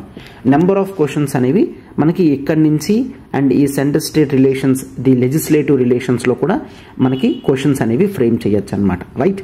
And now we shall discuss about centre state relations అనేవి ఏ విధంగా ఎఫెక్ట్ అవుతున్నాయి అనేది చూద్దాం. Right. The effect on the centre state relations already చెప్పాను. సెంటర్ స్టేట్ రిలేషన్స్ అనేవి ఎమర్జెన్సీ వలన ఖచ్చితంగా ఇంపాక్ట్ అనేది ఉంటుంది. అది గుడ్ ఆర్ బ్యాడ్ అనేది పక్కన పెడితే ఇంపాక్ట్ అనేది ఖచ్చితంగా ఉంటుంది. అండ్ దీంట్లో మనం క్లియర్గా చూసుకున్నట్లయితే ఆల్రెడీ ఎర్లియర్ క్లాసెస్లో కూడా డిస్కస్ చేసుకున్నాం. నేషనల్ ఎమర్జెన్సీ టైంలో ఫెడరల్ ప్రొవిజన్స్ అనేవి యూనిటరీ ప్రొవిజన్స్ కింద అయిపోతాయి, అంటే పవర్ అంతా కూడా సెంట్రల్ గవర్నమెంట్కి వెళ్ళిపోతుంది. అవునా. సో ఆ ఫండమెంటల్ బ్యాక్గ్రౌండ్ నాలెడ్జ్తో మీకు క్లియర్గా అర్థమవుతుంది. సెంటర్ స్టేట్ రిలేషన్స్లో ప్రతి దగ్గర కూడా లెజిస్లేటివ్లో అయినా, ఎగ్జిక్యూటివ్ అయినా, ఫినాన్షియల్ అయినా కేవలం సెంట్రల్ గవర్నమెంట్కి ఎక్కువ పవర్స్ ఉండే విధంగా ఉంటాయన్నమాట. రైట్. ఎస్. అయితే first one we shall look at the executive relations. అయితే ఎమర్జెన్సీ టైంలో సెంట్రల్ ఎగ్జిక్యూటివ్కి అంటే సెంట్రల్ మినిస్టర్స్కి పవర్ ఎక్కువ ఉంటుందన్నమాట. రైట్. సో సెంట్రల్ ఎగ్జిక్యూటివ్కి పవర్స్ ఎక్కువ ఉంటుంది. ఇండియాలో ఏ విషయం గురించి అయినా వాళ్ళు ఎగ్జిక్యూటివ్ ఆర్డర్స్ అనేవి ఇవ్వగలరు. ఈవెన్ విత్ ఇన్ ద స్టేట్స్లో కూడా ఒకవేళ స్టేట్ ఎగ్జిక్యూటివ్స్కి ఇష్టం లేకపోయినా సరే సెంట్రల్ ఎగ్జిక్యూటివ్స్ కొన్ని ఆర్డర్స్ అనేవి పాస్ చేయగలరు. అంటే మీరు క్లియర్గా గుర్తుంచుకోవాల్సింది ఏంటి అంటే నేషనల్ ఎమర్జెన్సీ టైంలో సెంట్రల్ ఎగ్జిక్యూటివ్కి చాలా ఎక్కువ పవర్స్ అనేవి రావడం జరుగుతుంది. అంటే నార్మల్ టైమ్స్లో విత్ ఇన్ ద స్టేట్స్లో స్టేట్ ఎగ్జిక్యూటివ్స్కి ఎక్కువ పవర్స్ అనేవి ఉంటాయి. సెంట్రల్ గవర్నమెంట్కి కేవలం డైరెక్టివ్ స్కిల్స్ మాత్రమే ఉంటాయన్నమాట. అంటే కేవలం డైరెక్ట్ చేయగలరు, ఇట్లా చేస్తే బాగుంటుంది, ఇలా చెయ్యండి అని. బట్ ఎమర్జెన్సీ అనేది అబ్నార్మల్ సిచ్యువేషన్ కాబట్టి సెంట్రల్ ఎగ్జిక్యూటివ్స్కి ఎక్కువ పవర్ అనేది ఉంటుంది. రైట్. అయితే సెంట్రల్ ఎగ్జిక్యూటివ్ ఏ మ్యాటర్లో అయినా గుర్తుంచుకోండి, ఎనీ మ్యాటర్, ఏ మ్యాటర్ ఆర్ ఏ సబ్జెక్ట్ ఇష్యూ అయినా సరే సెంట్రల్ ఎగ్జిక్యూటివ్ స్టేట్స్కి ఆర్డర్స్ అనేవి పాస్ చేయగలదు. అయితే గుర్తుంచుకోండి. సో దీని వలన you should not think that state governments అనేవి సెంట్రల్ గవర్నమెంట్ చేతుల్లోకి వెళ్ళిపోతాయి అంటే అట్లా కాదు. అండ్ స్టేట్ గవర్నమెంట్ సస్పెండ్ అవుతుందా అంటే no, they are not suspended. State గవర్నమెంట్స్ని సస్పెండ్ చేయవు, బట్ స్టేట్ గవర్నమెంట్స్ మాత్రం central government or central executive చెప్పినట్టు మాత్రమే వినాలన్నమాట. అంటే స్టేట్ మొత్తం కూడా సెంట్రల్ ఎగ్జిక్యూటివ్లోకి సబ్జ్యూమ్ అయిపోతుంది. క్వశ్చన్స్ మీకు ఇక్కడ అడుగుతారమ్మా. ఏ విధంగా అడుగుతారు? అయితే నేషనల్ ఎమర్జెన్సీ టైంలో సెంట్రల్ ఎగ్జిక్యూటివ్స్ అనేవి స్టేట్ గవర్నమెంట్ని సస్పెండ్ చేస్తాయి మ్యాండేటరీగా అంటే అబ్సల్యూట్లీ నాట్, నో. అసలు సస్పెండ్ చేసే పవర్ అనేది సెంట్రల్ ఎగ్జిక్యూటివ్కి లేదన్నమాట. ఇది గుర్తుంచుకోండి. క్వశ్చన్స్ దీని మీద already previous years number of ఎగ్జామ్స్లో కూడా అడగడం జరిగింది. రైట్. సో ఎగ్జిక్యూటివ్ రిలేషన్స్ తర్వాత important that is the legislative relations. ఏ విధంగా లెజిస్లేటివ్ రిలేషన్స్ అనేవి ఉంటాయి అంటే చట్టం అనేది ఎవరు తయారు చేయగలరు, ఎట్లా తయారు చేయగలరు అనేది చూస్తాం. అయితే ఆల్రెడీ మనం సెంటర్ స్టేట్ రిలేషన్స్లో కూడా చూసాం. నేషనల్ ఎమర్జెన్సీ టైంలో పార్లమెంట్కి ఈవెన్ స్టేట్ సబ్జెక్ట్ మ్యాటర్స్ మీద కూడా చట్టం చేసే అధికారం ఉంటుంది అని, అవునా? సో పార్లమెంట్ ఏ సబ్జెక్ట్ అయినా, స్టేట్ సబ్జెక్ట్స్ అయినా తీసుకొని స్టేట్స్లో ఆ రెస్పెక్టివ్ చట్టం అనేది ఇంప్లిమెంట్ చేసే పవర్ అనేది పార్లమెంట్కి ఉంటుందన్నమాట. అయితే గుర్తుంచుకోండి, ఇక్కడ పార్లమెంట్కి స్టేట్ సబ్జెక్ట్ మీద చట్టం చేసే అధికారం ఉన్నప్పుడు you should not think that state legislative అసెంబ్లీకి ఈ అధికారం పోతుంది అని. No, absolutely not. State legislative assembly కూడా స్టేట్ సబ్జెక్ట్ మీద చట్టం అనేది తయారు చేయగలరు. బట్ స్టేట్ లెజిస్లేటివ్ తయారు చేసే చట్టం అనేది పార్లమెంట్ చట్టానికి అనుగుణంగా ఉండాలి. ఒకవేళ పార్లమెంట్ చేసిన చట్టానికన్నా ఆపోజిట్లో స్టేట్ తయారు చేసిన చట్టం ఉంటే పార్లమెంట్ తయారు చేసిన చట్టం మాత్రమే ఉంటుంది. సో ఇక్కడ పవర్ గేమ్లో ఎవరు గెలుస్తున్నారు? Parliament will prevail over the state legislative assembly legislative powers. So parliament యొక్క లెజిస్లేటివ్ పవర్స్ అనేవి స్టేట్ లెజిస్లేటివ్ అసెంబ్లీ యొక్క లెజిస్లేటివ్ పవర్స్ కన్నా ఎక్కువ ఉంది అని మనం చూస్తాం. ఓకేనా? సో జనరల్గా స్టేట్ సబ్జెక్ట్స్లో మ్యాటర్స్ అనేవి స్టేట్ లెజిస్లేటివ్ అసెంబ్లీ చట్టం చేస్తుంది. బట్ ఇక్కడ పార్లమెంట్ నేషనల్ ఎమర్జెన్సీ టైంలో స్టేట్ సబ్జెక్ట్స్ని కూడా టచ్ చేసి దాంట్లో చట్టాలు అనేవి తీసుకొని రాగలదన్నమాట. రైట్. ఎస్. అండ్ ఇక్కడ కూడా గుర్తుంచుకోండి, ఇట్లా పార్లమెంట్ స్టేట్ సబ్జెక్ట్స్ని టచ్ చేస్తున్నంత మాత్రాన స్టేట్ గవర్నమెంట్ అనేది ఆర్ స్టేట్ లెజిస్లేచర్ అనేది సస్పెండ్ అయిపోతుందా అంటే అబ్సల్యూట్లీ నాట్. సేమ్ పై దానిలాగా మనకి స్టేట్ లెజిస్లేచర్ అనేది ఇట్ ఈస్ నాట్ సస్పెండెడ్, అది అలానే ఉంటుంది. దాని పవర్స్ అనేవి సెంట్రల్ లెజిస్లేచర్ కన్నా తగ్గుతుంది అంతే తప్ప దీన్ని కంప్లీట్గా క్లోజ్ చేయలేరు. సో స్టేట్ లెజిస్లేచర్ అనేది మనకి ఇంపార్టెంట్ అనమాట. దే ఆర్ నాట్ సస్పెండెడ్ అని కూడా మనం చూస్తాం. సో సింప్లీ గవర్నమెంట్ అంటే ఇండియా అంతా యూనిటరీ అవుతుంది అంతే తప్ప స్టేట్స్ ఎక్కడ కూడా కంప్లీట్ డిస్ట్రక్షన్ అనేది జరగట్లేదు అనమాట. రైట్? ఎస్. అయితే you may think sir state subject matters మీద పార్లమెంట్ మీరు అన్నట్టు ఒక చట్టం చేసింది, మరి ఈ చట్టం వ్యాలిడిటీ ఎంతవరకు ఉంటుంది అండ్ దీని యొక్క రోల్ ఏముంటుంది అంటే ఒక్కసారి చూడండి. ఒకవేళ పార్లమెంట్ కనుక మ్యాండేటరీ కాదమ్మా, చెయ్యాలంటే చెయ్యొచ్చు అంతే. పార్లమెంట్ స్టేట్ సబ్జెక్ట్ మ్యాటర్లో ఒక చట్టం అనేది చేసింది. అయితే ఇది నేషనల్ ఎమర్జెన్సీ ఎప్పుడైతే సీజ్ అవుతుందో, క్లియర్, నేషనల్ ఎమర్జెన్సీ ఎప్పుడైతే క్లోజ్ అవుతుందో, నేషనల్ ఎమర్జెన్సీ క్లోజ్ అయినా 6 months వరకు ఉంటుందన్నమాట. 6 months వరకు ఈ చట్టం వ్యాలిడిటీ ఉంటుంది అండ్ 6 months తర్వాత ఇది సీజ్ అయిపోతుంది, ఆగిపోతుంది అనమాట. For example 2020 January 1 national emergency అనేది ఉంది, కొత్త చట్టం అనేది తీసుకొచ్చారు. ఓకే, కొత్త చట్టం అనేది స్టేట్ సబ్జెక్ట్ మ్యాటర్లో తీసుకొచ్చారు. అయితే నేషనల్ ఎమర్జెన్సీ అనేది 2020 June 1కి క్లోజ్ అయిపోయింది. రైట్, June 1కి క్లోజ్ అయిపోయింది. అయితే వితిన్ 6 months వరకు ఇది ఉంటుంది. సో 6 months తర్వాత అంటే 2020 లెట్స్ టేక్ December 1 అనుకోండి, జస్ట్ December 1 2020 December 1న ఈ చట్టం ఏదైతే ముందు తయారు చేశారో, ఈ చట్టం ఏదైతే ఇక్కడ ఉన్నప్పుడు తయారు చేశారో దీని యొక్క వ్యాలిడిటీ అనేది ఇక్కడ క్లోజ్ అయిపోతుంది అనమాట. ఓకేనా, అర్థమైందా? అంటే నేషనల్ ఎమర్జెన్సీ ఎప్పుడైతే ఆగిపోతుందో ఆ 6 months వరకు కూడా నేషనల్ ఎమర్జెన్సీ టైంలో తయారు చేసిన చట్టం, పార్లమెంట్ ఏదైతే చట్టం చేసిందో దాన్ని ఇంప్లిమెంట్ చేస్తారు. 6 months తర్వాత ఆటోమేటిక్గా క్లోజ్ అయిపోతుంది అని చూస్తాం.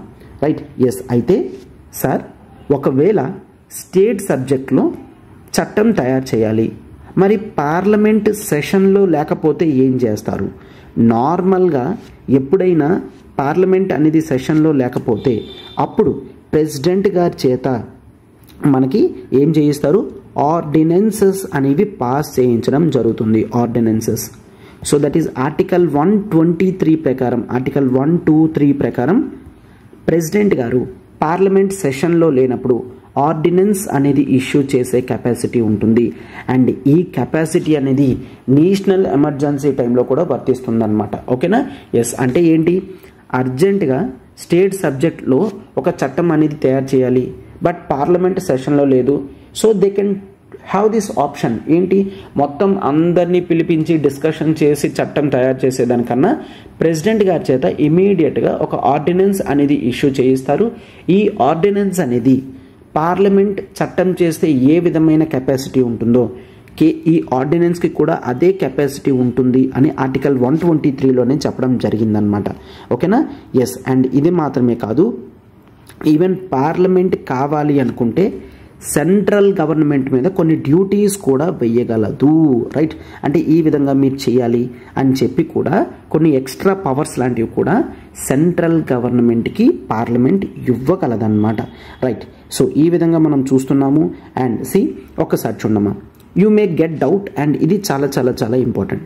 సి మనం ఆల్రెడీ చూసాం నేషనల్ ఎమర్జెన్సీ అనేది అయితే ఇండియా మొత్తం కూడా తీసుకొని రావచ్చు, or any part of the India కూడా నేషనల్ ఎమర్జెన్సీ తీసుకొని రావచ్చు. Let's take this condition. అయితే నేషనల్ ఎమర్జెన్సీ అనేది కేవలం నార్త్ ఈస్ట్ స్టేట్స్లో మాత్రమే పెట్టారనుకోండి. ఎమర్జెన్సీ అనేది నార్త్ ఈస్ట్ స్టేట్స్లో మాత్రమే పెట్టారు. బికాజ్ ఒకవేళ చైనా థ్రెట్ కానీ ఫీల్ అయితే నార్త్ ఈస్ట్ స్టేట్స్లోనే నేషనల్ ఎమర్జెన్సీ కండక్ట్ చేశారు. అయితే మనం ఇందాకేమని చూసాం, పార్లమెంట్ కానీ అంటే లెజిస్లేటివ్ కానీ ఎగ్జిక్యూటివ్ రిలేషన్స్ కానీ నేషనల్ ఎమర్జెన్సీ వరకు మాత్రమే పరిమితం కాదు. అంటే కేవలం నార్త్ ఈస్ట్ స్టేట్స్లో నేషనల్ ఎమర్జెన్సీ అనేది ఉన్నప్పటికీ కూడా లెజిస్లేటివ్ ఎగ్జిక్యూటివ్ రిలేషన్స్ అనేవి అదర్ స్టేట్స్లో కూడా వర్తిస్తాయి. అదర్ స్టేట్స్లో అంటే లెట్స్ టేక్ తమిళనాడులో కూడా నార్త్ ఈస్ట్ స్టేట్స్లో ఏవైతే పార్లమెంట్ స్టేట్ సబ్జెక్ట్ మీద చట్టం తయారు చేస్తుందో అది తమిళనాడు, కేరళలో కూడా వర్తిస్తాయి. ఎందుకు? ఈ పవర్ అనేది మనకి పార్లమెంట్ కాన్స్టిట్యూషన్ ఇవ్వడం జరిగిందనమాట. రైట్? అయితే ఇది మనం 42nd కాన్స్టిట్యూషనల్ అమెండ్మెంట్తో చూస్తామన్నమాట. రైట్? 42nd కాన్స్టిట్యూషనల్ అమెండ్మెంట్తో తీసుకొచ్చారు. 42nd 42nd కాన్స్టిట్యూషనల్ అమెండ్మెంట్ 1976లో తీసుకొచ్చారు. అంటే కేవలం నేషనల్ ఎమర్జెన్సీ ఏ స్టేట్స్లో ఉందో ఆ స్టేట్స్లో మాత్రమే కాకుండా అదర్ స్టేట్స్లో కూడా ఈ నేషనల్ ఎమర్జెన్సీ ప్రొవిజన్స్ అనేవి యూజ్ చేయగలరు అనేది చూస్తాం. ఓకేనా. So far the executive changes ఏ విధంగా ఉంటాయో అనేది చూసాం, ఎగ్జిక్యూటివ్ ఎఫెక్ట్ చూసాం, అండ్ లెజిస్లేటివ్ ఎఫెక్ట్ కూడా మనం చూడడం అనేది జరిగింది. ఆర్డినెన్స్ ఇష్యూయింగ్ కూడా మనం చూసాము, అండ్ ఏ విధంగా మిగిలిన స్టేట్స్లో కూడా ఇంప్లిమెంట్ అవుతాయి అనేది మనం చూసాం. అండ్ నెక్స్ట్ ఇక్కడ మనం ఫినాన్షియల్ రిలేషన్స్ అనేవి చూస్తాం. చాలా సింపుల్. ఫినాన్షియల్ రిలేషన్స్ వరకు వచ్చేసరికి కంప్లీట్గా సెంట్రల్ గవర్నమెంట్ ఏదైతే చెప్తుందో అదే ఫిస్కల్ డిసిప్లిన్ అనేది ఫాలో అవ్వాల్సి ఉంటుంది. అండ్ ఇక్కడ మనం చాలా క్లియర్గా చూస్తాం. అయితే జనరల్గా ఫినాన్షియల్ రిలేషన్స్లో ది పార్లమెంట్ చెప్పింది అనుకున్నారు, ప్రెసిడెంట్ చెప్పారనుకోండి, ప్రెసిడెంట్ చెప్పడం జరుగుతుంది. ప్రెసిడెంట్ గారు ఏమని చెప్తారు, ఎస్ ఎవ్రీ ఇయర్ స్టేట్స్కి 41% ట్యాక్స్ రెవెన్యూ ఇస్తున్నాం కదా, ఎమర్జెన్సీ కారణం వల్ల స్టేట్స్కి కేవలం 20% మాత్రమే ఇస్తున్నాము అని చెప్పారనుకోండి. అయితే దీని యొక్క పవర్ అనేది ఎంతవరకు ఉంటుంది, నేషనల్ ఎమర్జెన్సీ ఏ ఇయర్ అయితే క్లోజ్ అవుతుందో ఆ రెస్పెక్టివ్ ఫినాన్షియల్ ఇయర్ క్లోజ్ అయినంత వరకు కూడా ఈ ఎఫెక్ట్ అనేది ఉంటుందన్నమాట. ఫర్ ఎగ్జాంపుల్ లెట్స్ టేక్ 2020 ఆగస్ట్న మనకి నేషనల్ ఎమర్జెన్సీ అనేది క్లోజ్ అయిపోయింది అండ్ 41% నుంచి 21%కి తగ్గించడం అనేది ఆల్రెడీ ఉందన్నమాట. అయితే ఈ 20% అనేది ఇమీడియట్గా 41%కి వెళ్ళిపోదు. 2020 ఫినాన్షియల్ ఇయర్ ఎప్పుడు క్లోజ్ అవుతుంది అంటే 2021 మార్చ్ 31st క్లోజ్ అవుతుంది. మార్చ్ 31st క్లోజ్ అవుతుంది. అంటే 2021 మార్చ్ 31st వరకు కూడా ఈ 20% మాత్రమే డిస్ట్రిబ్యూట్ చేయడం జరుగుతుంది. మళ్ళీ 2021 ఏప్రిల్ 1 నుంచి యథావిధిగా ముందుగా ఉన్నట్టు 41%కి వెళ్ళిపోతుంది. అర్థమైందమ్మా. ఫినాన్షియల్ రిలేషన్స్ అనేవి వెరీ సింపుల్. సెంట్రల్ గవర్నమెంట్ ఏం చెప్తే స్టేట్ అది చేయాలి. ప్రెసిడెంట్ గారు ఏ అమౌంట్స్ అయినా కూడా తగ్గించవచ్చు, ట్రాన్స్ఫర్ చేయొచ్చు, ఏదైనా మోడిఫై చేయొచ్చు, అమెండ్ చేయొచ్చు, ఏదైనా చేయొచ్చు. అట్లా చేస్తున్నప్పుడు వాటి యొక్క ఇంప్లిమెంటేషన్ ఎంతవరకు ఉంటుంది, నేషనల్ ఎమర్జెన్సీ క్లోజ్ అయిన వెంటనే క్లోజ్ అయిపోతుందా, వితిన్ 6 monthsలో క్లోజ్ అవుతుందా, నో. మనం ఎర్లియర్గా ముందేం చూసాము, జనరల్గా వీటి ఇంప్లిమెంటేషన్స్ అనేవి 6 months వరకు ఉంటాయి అన్నట్లుగా మనం చూసాం. బట్ ఫినాన్షియల్ రిలేషన్స్లో మాత్రం 6 months, 8 months, 1 year కాదు, నెక్స్ట్ మనకి వచ్చే ఫినాన్షియల్ ఇయర్ క్లోజింగ్ వరకు మనం చూస్తామన్నమాట. అంటే మరొక కండిషన్ కూడా చెప్తున్నాను మీకు.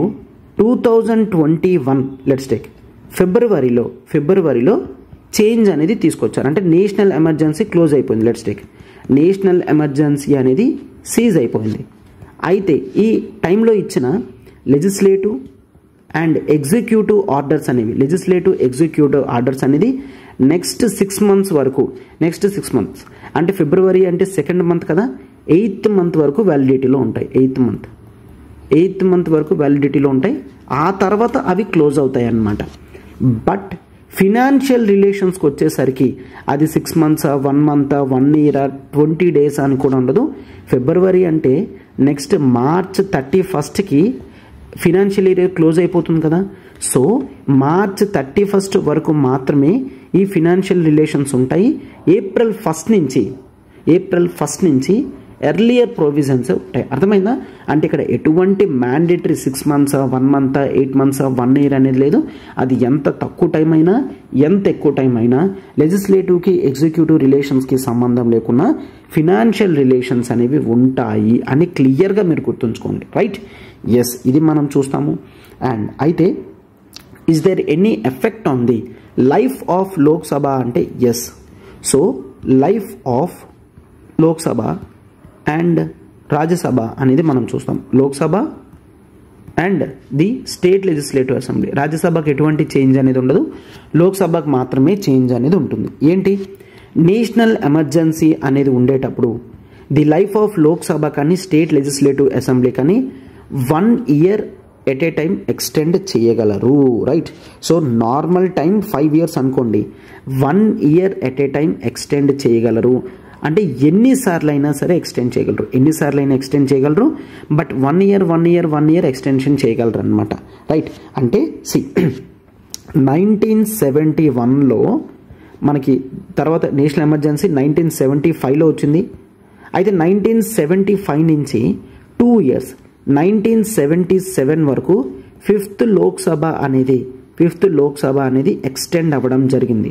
అయితే ఇట్లా ఎక్స్టెన్షన్ జరగాలి అంటే మనం ఏమని చూస్తాము, పార్లమెంట్ ద్వారా ఒక చట్టం అనేది చేస్తామన్నమాట. పార్లమెంట్లో ఒక చట్టం తయారు చేయడం జరుగుతుంది.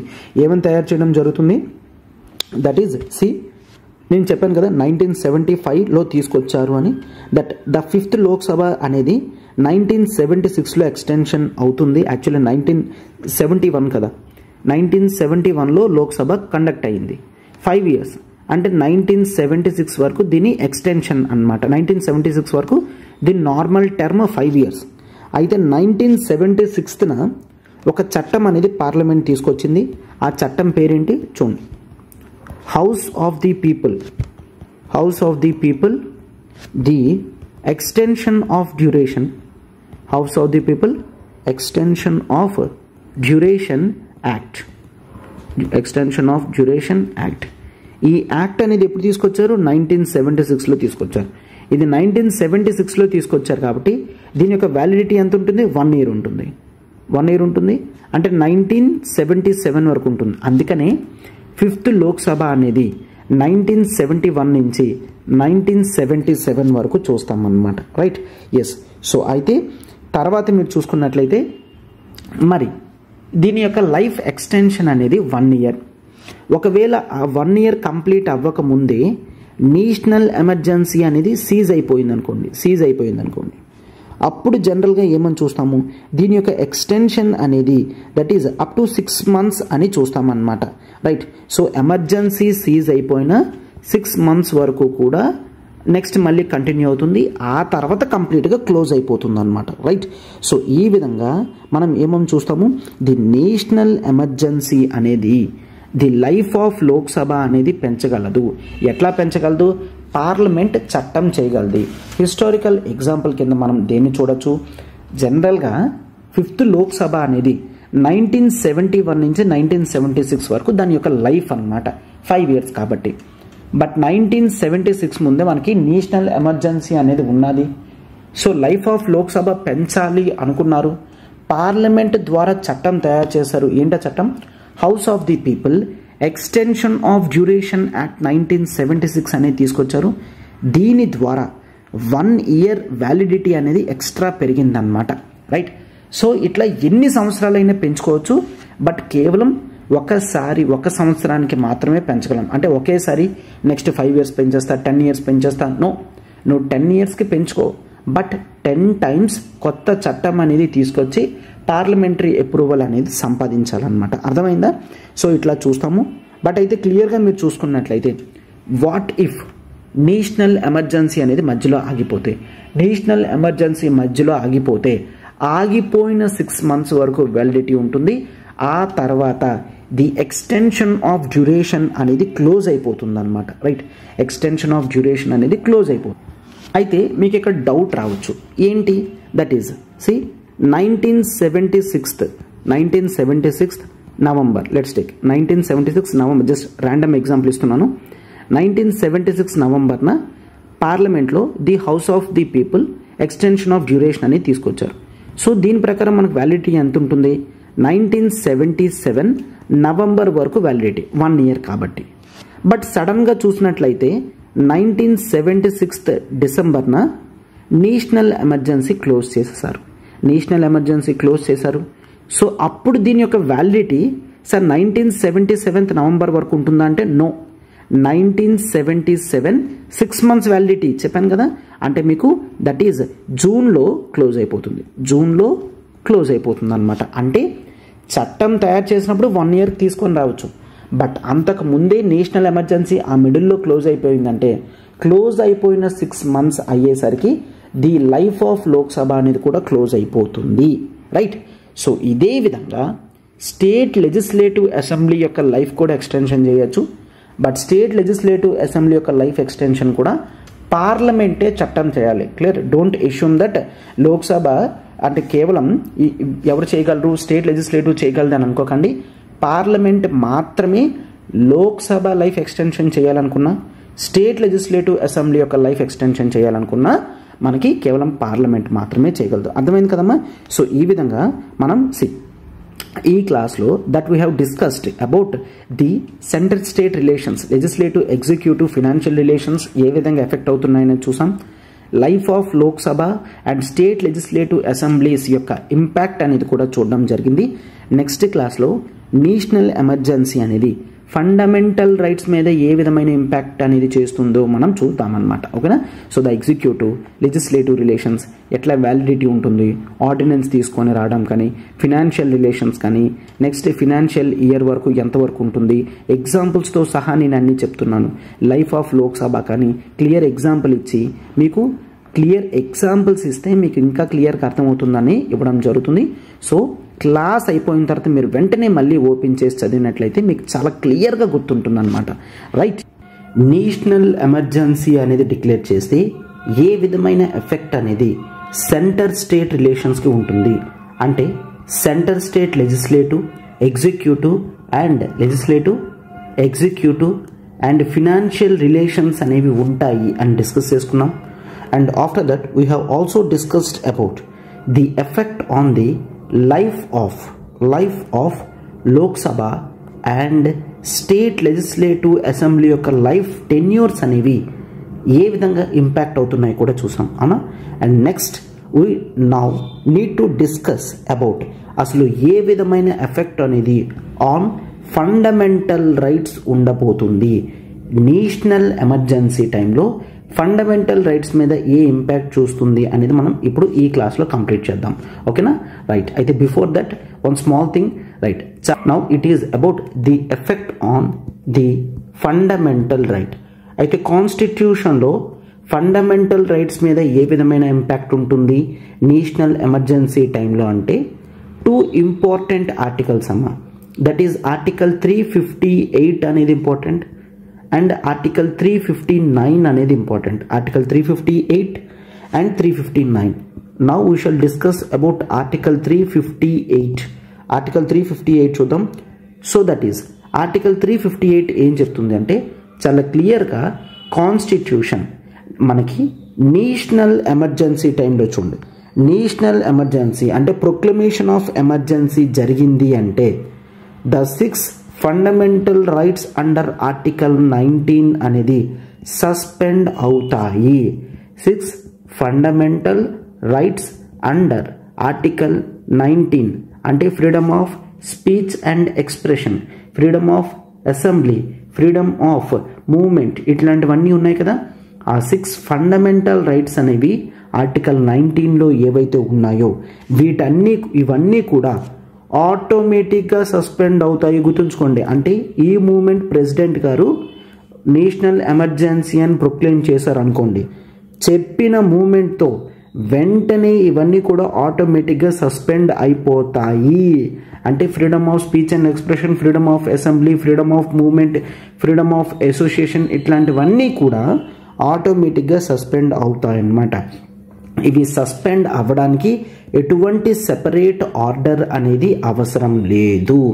No separate order is required అని చూస్తాం. ఆటోమేటిక్గా సస్పెండ్ అవుతాయి. ఎందుకంటే ఆర్టికల్ 358కి 359కి డిఫరెన్సెస్ చూసుకున్నప్పుడు కూడా ఈ పాయింట్ అనేది చాలా ఇంపార్టెంట్ అనమాట. Right. So no separate order is required for suspension అని చూస్తాం. రైట్. సో అంటే నేషనల్ ఎమర్జెన్సీ ఉండేటప్పుడు ఆర్టికల్ 19 అనేది ఉండదు. సో ఆర్టికల్ 19 ఏం చేస్తుంది? స్టేట్ని జనరల్గా ప్రొహిబిట్ చేస్తుంది. అంటే నాకు freedom of speech and expression అనేది ఉంది, గవర్నమెంట్ని నేను క్రిటిసైజ్ చేస్తున్నాను.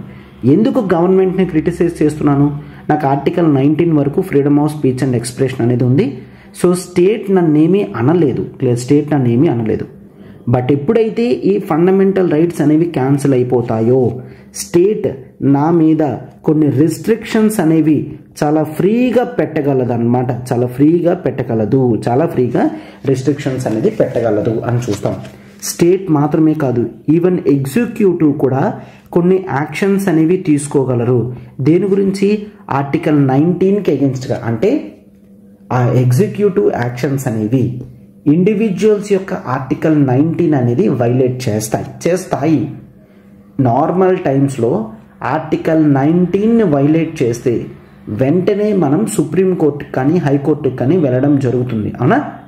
బట్ ఎమర్జెన్సీ టైంలో మనకి నేషనల్ ఎమర్జెన్సీ డిక్లేర్ చేస్తే ఆర్టికల్ 19 అనేది ఆటోమేటిక్గా సస్పెండ్ అవుతుంది. కాబట్టి నా ఫ్రీడమ్ ఆఫ్ స్పీచ్ అండ్ ఎక్స్ప్రెషన్కి ఖచ్చితంగా గవర్నమెంట్ భంగం కలిగించగలదు. ఇలా చేస్తే నేను కోర్టుకి వెళ్ళగలనా అంటే కోర్టుకి వెళ్ళడానికి లేదు. క్లియర్? అంటే they can not be challenged అని చూస్తాము. ఏమని చూస్తాము?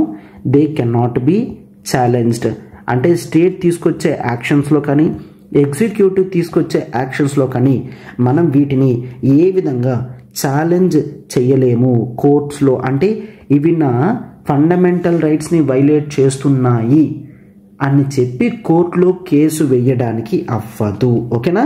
సో ఈ విధంగా మనం చూస్తామన్నమాట.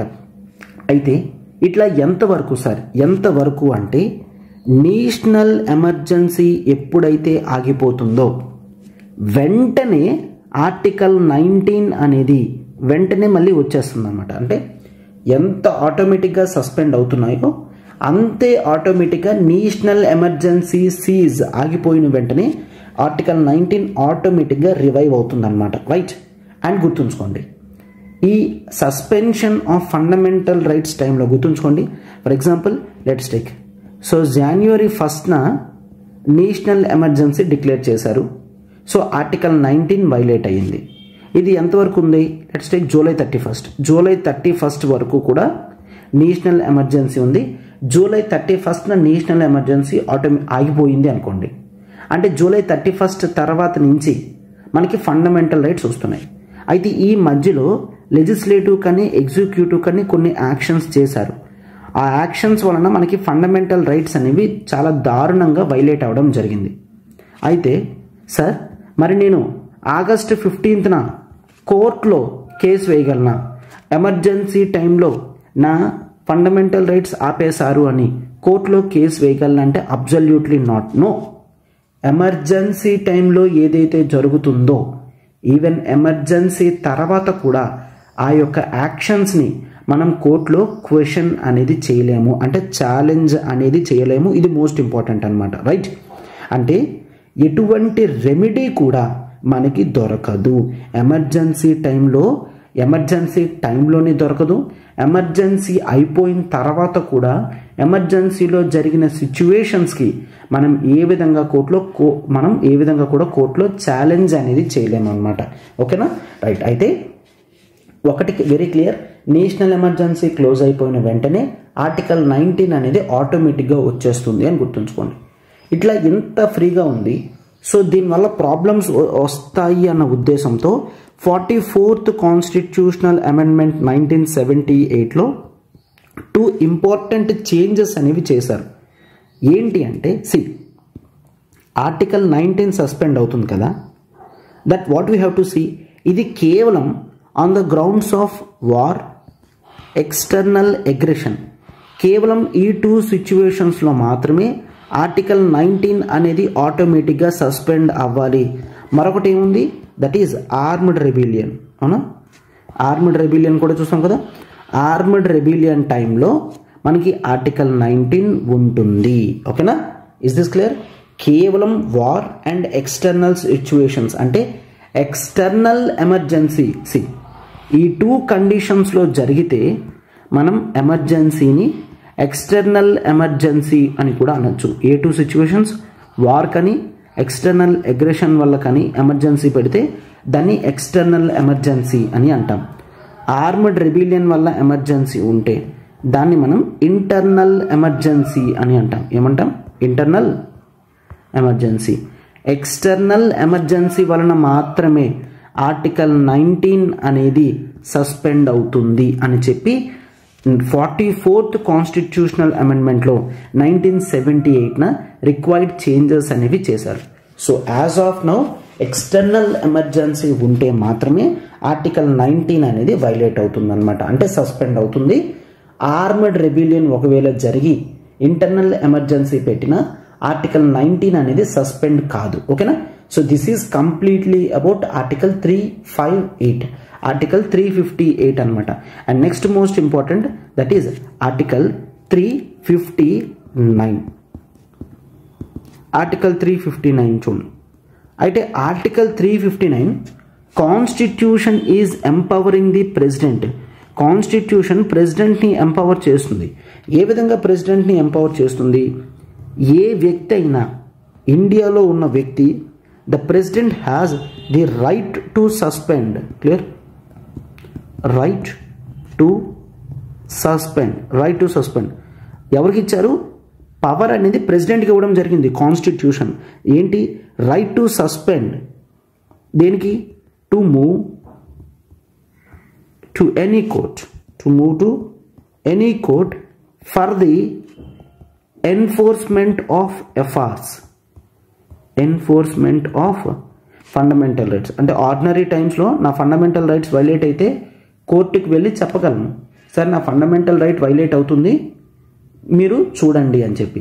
బట్ నేషనల్ ఎమర్జెన్సీ టైంలో ఆర్టికల్ 359 ప్రకారం ప్రెసిడెంట్ గారు చెప్పగలరు, నో నీ ఫండమెంటల్ రైట్స్ ఇవి వైలేట్ అయితే నువ్వు కోర్టుకి వెళ్ళడానికి ఉండదు. అంటే ఏంటిది? ఆర్టికల్ 358 లాగా నేషనల్ ఎమర్జెన్సీ పెట్టిన వెంటనే ఆటోమేటిక్గా సస్పెండ్ అవ్వడం కాదు. అసలు ఆర్టికల్ 359లో ఫండమెంటల్ రైట్స్ అనేవి సస్పెండ్ అవ్వడం అట్లాంటిది కాదు. కేవలం వాటి యొక్క ఎన్ఫోర్స్మెంట్ అనేది ఆపుతారు. ఫండమెంటల్ రైట్స్ ఉంటాయి, వాటి యొక్క ఎన్ఫోర్స్మెంట్ అనేది ఆపడం జరుగుతుంది. వాటి యొక్క ఎన్ఫోర్స్మెంట్ అనేది స్టాప్ చేస్తారు, ఆపుతారు అనమాట. ఎట్లాగా? ప్రెసిడెంట్ గారు ప్రెసిడెన్షియల్ ఆర్డర్ అనేది ఇస్తారు. చాలా క్లియర్గా చూడండి. ప్రెసిడెంట్ గారు ప్రెసిడెన్షియల్ ఆర్డర్ అనేది ఇస్తారు. ఈ ప్రెసిడెన్షియల్ ఆర్డర్లో రాస్తారు ప్రజలందరికీ కూడా ఈ ఫండమెంటల్ రైట్స్ అనేవి ఇంకా వర్తించవు. క్లియర్? ఈ ఫండమెంటల్ రైట్స్ అనేవి వర్తించవు. A fundamental rights? ఆర్టికల్ 14 నుంచి 32 వరకు అన్నీనా అంటే కాదు. క్లియర్? ఏ ఫండమెంటల్ రైట్స్ అనేవి ప్రెసిడెంట్ గారు రాస్తారు. అంటే ఫర్ ఎగ్జాంపుల్ 14 ఉండదు, 16 ఉండదు, 25 ఉండదు, 28 ఉండదు. ఈ 4 ఫండమెంటల్ రైట్స్ అనేవి అప్లికబుల్లోకి అంటే ఎన్ఫోర్స్మెంట్లోకి రావు అని క్లియర్గా చెప్తారు. మరి ఒకవేళ ఆర్టికల్ 15, ఎస్ ఆర్టికల్ 15 వైలేట్ అయితే నువ్వు సుప్రీంకోర్టుకి వెళ్ళొచ్చు. మరి ఆర్టికల్ 17, ఎస్ ఆర్టికల్ 17 అయితే నువ్వు సుప్రీంకోర్టుకి వెళ్ళొచ్చు. ఎందుకు? ప్రెసిడెన్షియల్లో ఆర్డర్లో మెన్షన్ చేసిన ఫండమెంటల్ రైట్స్ మాత్రమే వాటి యొక్క ఎన్ఫోర్స్మెంట్ ఆగుతుంది. అది కూడా ఇండివిజువల్కి పూర్తిగా సస్పెండ్ అవ్వదు. అంటే నీ ఫండమెంటల్ రైట్స్ నీకు ఉంటాయి, అవి వైలేట్ అయితే నువ్వు సుప్రీంకోర్టుకి వెళ్ళవు. మరి ఆర్టికల్ 358కి దీనికి డిఫరెన్స్ ఏంటి సార్? అసలు ఆర్టికల్ 358లో నీకు ఆర్టికల్ 19 అనేది ఉండనే ఉండదు. బట్ ఇక్కడ నీకు ప్రెసిడెన్షియల్ ఆర్డర్లో ఉన్నవి ఫండమెంటల్ రైట్స్ ఉన్నప్పటికీ కూడా వైలేట్ అయితే నువ్వు సుప్రీంకోర్టుకి హైకోర్టుకి వెళ్ళలేవు. రైట్? మరి మెన్షన్ చెయ్యని ఆర్టికల్స్ పరిస్థితి ఏంటి సార్? మెన్షన్ చెయ్యని ఆర్టికల్స్కి నువ్వు హైకోర్టుకి సుప్రీంకోర్టుకి వెళ్ళగలవన్నమాట. ఓకేనా? This is the most important difference అని మనం చూస్తాం. ఏంటి? ఆర్టికల్ 359 అనేది ఆటోమేటిక్గా సస్పెండ్ కాదు. ప్రెసిడెన్షియల్ ఆర్డర్లో మెన్షన్ చేసిన ఫండమెంటల్ రైట్స్ మాత్రమే వాటి యొక్క ఎన్ఫోర్స్మెంట్ అనేది ఆగుతుంది అని మనం చూస్తామన్నమాట. రైట్? సరే, ఎంత టైం ఉంటుంది, ఎంతవరకు ఎక్స్టెన్షన్ ఉంటుంది అంతా కూడా ఈ ఆర్డర్లో రాస్తారు. అయితే జనరల్గా ఆర్టికల్ 358లో ఏమని చూస్తాం? ఈ డిఫరెన్సెస్ అనేవి చూద్దాం, మీకు క్లియర్గా అర్థమవుతుంది. ఆర్టికల్ 358 అనేది national emergency Jan 1 to July 31 అని చూస్తే జూలై 31 తర్వాత ఆగస్ట్ 1 నుంచి ఆర్టికల్ 19 మనకు వెంటనే వచ్చేస్తుంది. కేవలం ఎమర్జెన్సీ టైంలో మాత్రమే ఉండదు. బట్ ఆర్టికల్ 359 ప్రకారం డిఫరెంట్ ఫండమెంటల్ రైట్స్ ఏవైతే ఎన్ఫోర్స్మెంట్ ఆపుతున్నారో ఆ ఫండమెంటల్ రైట్స్ టైం లిమిట్ అనేది మనకి ప్రెసిడెన్షియల్ ఆర్డర్లో చెప్తారు. That need not to be Jan 1 to July 31. It can be ఇట్లా కూడా అవ్వచ్చు. ఏంటి? May 1 నుంచి దట్ ఈజ్ July 1 ఇట్లా చెప్తారు. కేవలం ఈ టైంలో మాత్రమే వీటి యొక్క ఎన్ఫోర్స్మెంట్ ఆగుతుంది తప్ప మళ్ళీ జనవరి నుంచి మే వరకు ఉంటాయి. మే టు జూలై ఉండదు, జూలై తర్వాత మళ్ళీ ఉంటుంది అనమాట. జూలై 1 తర్వాత నుంచి మళ్ళీ ఉంటుందని చూస్తాం. అంటే ఆర్టికల్ 358కి 359కి డిఫరెన్స్ ఏంటంటే ఆర్టికల్ 359లో ఎమర్జెన్సీ ఉన్నంత టైం అంతా ఉండాల్సిన అవసరం లేదు. ప్రెసిడెన్షియల్ ఆర్డర్లో చెప్పినట్టు కొంత టైం కూడా ఉండొచ్చు. బట్ 358 ప్రకారం ఆటోమేటిక్గా అవుతుంది, ప్రెసిడెంట్ గారి ఇన్వాల్వ్మెంట్ అవసరం లేదు, అండ్ కంప్లీట్గా ఎమర్జెన్సీ ఉన్నంత వరకు ఇది ఉంటుంది.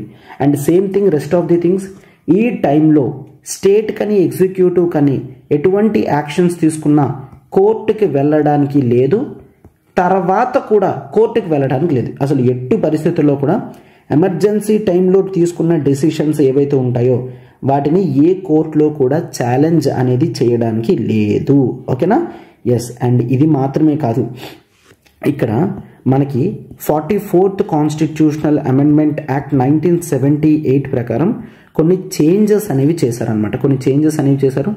ఆ చేంజెస్ ఏంటి అంటే 2 చేంజెస్. ఒకటి, నువ్వు ఏ ఫండమెంటల్ రైట్స్ అయినా సస్పెండ్ చేయి, బట్ ఆర్టికల్ 20 and 21ని సస్పెండ్ చేయలేవు. రైట్? ఆర్టికల్ 20 ఏంటి? Protection in respect of conviction for offences అని చూస్తాం.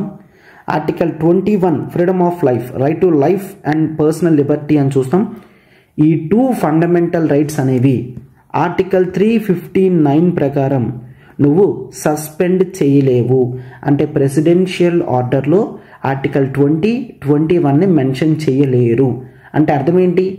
నేషనల్ ఎమర్జెన్సీ టైంలో కూడా ఆర్టికల్ 21 వైలేట్ అవుతుందంటే నువ్వు హైకోర్టులోని సుప్రీంకోర్టులోని ఛాలెంజ్ చెయ్యగలవు. ఓకేనా? ఆర్టికల్ 20, 21 ఎక్సెప్షన్ అనేది చూస్తామన్నమాట. అండ్ మరొకటి, ఈవెన్ 358లో కూడా ఇదే చూస్తాము. ఏంటంటే ఎమర్జెన్సీ టైంలో క్లియర్ ఫండమెంటల్ రైట్స్ అనేవి ఇక్కడ మనకి ఎన్ఫోర్స్మెంట్ అవ్వడం లేదు, అవునా? ఆ టైంలో ఏవైతే స్టేట్ యాక్షన్స్ తీసుకుంటామో వాటి రిలేటెడ్గా కూడా కోర్టుకి వెళ్ళలేమని చూస్తున్నాం. అయితే ఎక్స్ట్రా లేయర్ ఆఫ్ ప్రొటెక్షన్ ఏంటంటే ఆ యాక్షన్స్ అనేవి చాలా స్ట్రిక్ట్గా ఎమర్జెన్సీ వరకే పరిమితమై ఉండాలి. అంటే కొన్ని యాక్షన్స్ అనేవి ఫండమెంటల్ రైట్స్ని వైలేట్ చేసినా అవి ఎమర్జెన్సీ గురించి కాదు, పొలిటీషియన్స్ వాళ్ళ ఇంట్రెస్ట్ గురించి చేస్తున్నారంటే అప్పుడు మళ్ళీ మనం కోర్టుకి వెళ్ళగలం. అంటే క్లియర్గా మన ఫండమెంటల్ రైట్స్ ఆపుతున్నారంటే అది కేవలం ఎమర్జెన్సీ టైంని కంట్రోల్ చేయడానికి, లా అండ్ ఆర్డర్ సిచ్యువేషన్స్ని కంట్రోల్ చేయడానికి, హేట్రెడ్ అనేది స్ప్రెడ్ కాకుండా చేయడానికి మాత్రమే ఉండాలి తప్ప ఇంటెన్షనల్గా కొంతమందిని అవుట్ ఆఫ్ ఎమర్జెన్సీ లైన్స్ వచ్చి ఇబ్బంది పెడుతున్నారంటే మళ్ళా వాటిని హైకోర్టులో సుప్రీంకోర్టులో ఛాలెంజ్ అనేది చేయగలమన్నమాట. ఓకేనా? This is about article 359. So emergency టైంలో ఫండమెంటల్ రైట్స్ మీద ఆర్టికల్ 358 ప్రకారం ఆర్టికల్ 19 అండ్ 359 ప్రకారం రిమైనింగ్ ఆర్టికల్స్ ఎక్సెప్ట్ 20, 21 అనేది చూస్తాం. అయితే ఇక్కడ నేను the distinction between article 358 and 359 క్లియర్గా రాస్తాను. సో మీరు చాలా జాగ్రత్తగా గుర్తుంచుకున్నట్లయితే మీకు ఎగ్జామినేషన్లో ఇది హెల్ప్ చేస్తుంది అనమాట. Right? So this side I will write about the article 358. ఇక్కడ ఆర్టికల్ 358 రాస్తాను అండ్ ఇక్కడ ఆర్టికల్ 359 రాస్తాను.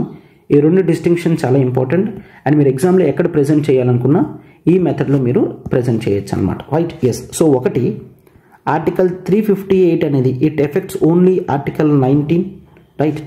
అండ్ ఆర్టికల్ 359 మాత్రం it effects every fundamental right except 20 and 21. Clear? Sir మరి you may get doubt, sir మరి ఆర్టికల్ 359 ప్రకారం ఆర్టికల్ 19ని మనం ఏదైనా చేయగలమా? సపరేట్గా నువ్వు ఎందుకు చేయడం? 358 ప్రకారం ఆర్టికల్ 19 ఆటోమేటిక్గా సస్పెండ్ అయిపోతుంది, ఎన్ఫోర్స్మెంట్ కాదు, అది పూర్తిగా సస్పెండ్ అవుతుంది. సో ఆర్టికల్ 358 ఆర్టికల్ 19 ఇక్కడే సస్పెండ్ చేసేస్తుంది. సో 359లో అసలు ఆర్టికల్ 19 డిస్కషనే అవసరం లేదు. ఇక్కడ ఎవ్రీ ఫండమెంటల్ రైట్ అని చూస్తాం ఎక్సెప్ట్ 20 and 21 అనేది చూస్తామన్నమాట. రైట్? ఎస్. అండ్ ఆర్టికల్ 358 ప్రకారం ఆర్టికల్ 19 ఆటోమేటిక్గా సస్పెండ్ అవుతుంది. చెప్పాను కదా, ఆటోమేటిక్గా సస్పెండ్ అవుతుంది. బట్ 359 ప్రకారం ప్రెసిడెంట్ గారు ప్రెసిడెన్షియల్ ఆర్డర్ ద్వారా ఎన్ఫోర్స్మెంట్ అనేది ఆపుతారు. క్లియర్?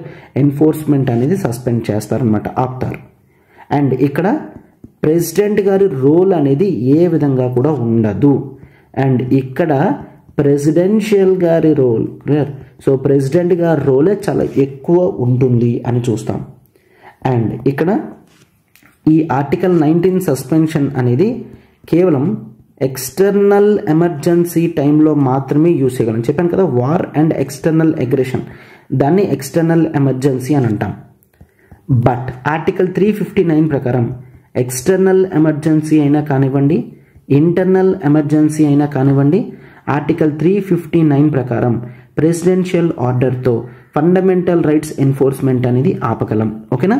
ఏ ఎమర్జెన్సీ అయినా కూడా కావచ్చు. అండ్ ఇక్కడ చూడండి, దీని ప్రకారం ఖచ్చితంగా ఎంటైర్ కంట్రీ అంతా కూడా ఆర్టికల్ 19 అనేది సస్పెండ్ అవుతుంది అనమాట. అంటే అర్థం ఏంటి?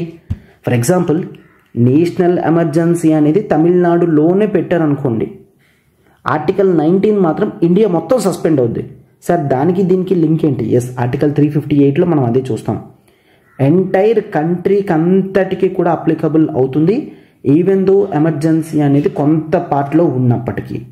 అండ్ ఇక్కడ ఆర్టికల్ 359 ప్రకారం మనకి ఇది కంప్లీట్గా ఎంటైర్ కంట్రీ అయినా ఉండొచ్చు, ప్రెసిడెన్షియల్ ఆర్డర్లోనే చెప్తారు.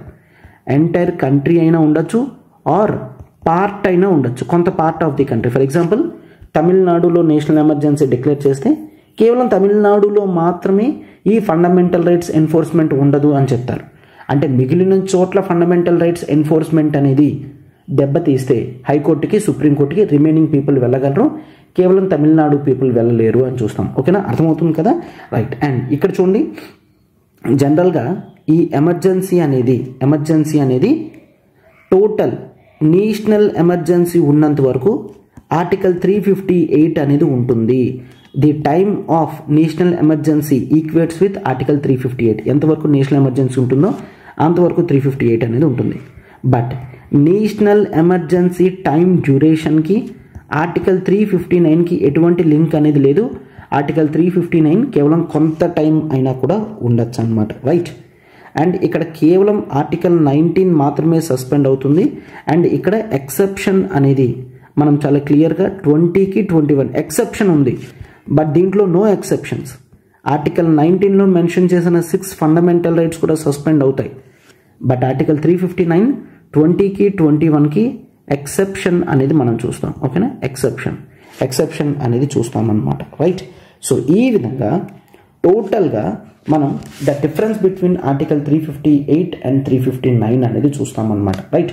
సో దీంతో నేషనల్ ఎమర్జెన్సీ జరిగితే అసలు ఏ విధంగా పార్లమెంట్లో అప్రూవల్ తెచ్చుకోవాలి, రివోక్ చేయాలంటే ఎట్లా రివోక్ చేయగలము, నేషనల్ ఎమర్జెన్సీ మీద ఎటువంటి ఇంపాక్ట్ ఉంటుంది, అంటే దట్ ఈస్ సెంట్రల్ స్టేట్ రిలేషన్స్లో ఏ విధమైన ఇంపాక్ట్ ఉంటుంది, లోక్సభ స్టేట్ లెజిస్లేటివ్ అసెంబ్లీస్ యొక్క లైఫ్ ఏ విధంగా ఎఫెక్ట్ అవుతుంది, ఫండమెంటల్ రైట్స్ ఏ విధంగా ఎఫెక్ట్ అవుతుంది. ఈ ఫండమెంటల్ రైట్స్ టాపిక్ అనేది మోస్ట్ మనకి ఇంపార్టెంట్ అనమాట. రైట్. సో ఇది మనం చాలా కేర్ఫుల్గా గుర్తుంచుకోవాలి.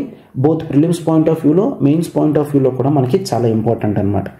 అయితే సార్, ఈ నేషనల్ ఎమర్జెన్సీ అనేది ఎంతవరకు ఎప్పుడైనా తీసుకొచ్చారా అంటే ఎస్, దట్ ఈజ్ 1962లో నేషనల్ ఎమర్జెన్సీ తీసుకొచ్చారు, 1971లో నేషనల్ ఎమర్జెన్సీ తీసుకొచ్చారు, 1975లో కూడా తీసుకొచ్చారు.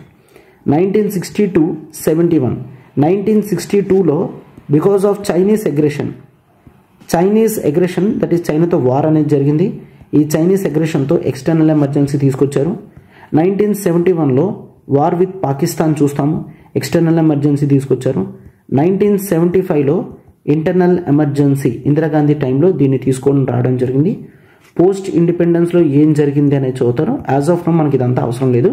జస్ట్ ఈ 3 టైమ్స్ అనేది national emergency, 2 times external emergency, 1 time internal emergency అనేది డిక్లేర్ చేయడం జరిగింది. సో దీంతో మీకు నేషనల్ ఎమర్జెన్సీ టాపిక్ అంతా కూడా చాలా క్లియర్గా అర్థమైంది, ప్రొక్లమేషన్ ఆఫ్ ఎమర్జెన్సీ. నెక్స్ట్ మనం ప్రెసిడెంట్స్ రూల్ అనేది చూస్తాం నెక్స్ట్ క్లాస్లో. Clear? That is nothing but state emergency అనేది ఏ విధంగా ఉంటుంది అండ్ దాంట్లో ఉన్న ఇంపార్టెంట్ నీటిగ్రిటీస్, ఇంపార్టెంట్ కండిషన్స్, క్లాజెస్ అన్నీ కూడా మనం డిస్కస్ చేయడం అనేది జరుగుతుంది. జాగ్రత్తగా మీరు అబ్జర్వ్ చేస్తే మనం after completion of national emergency it is the president's rule.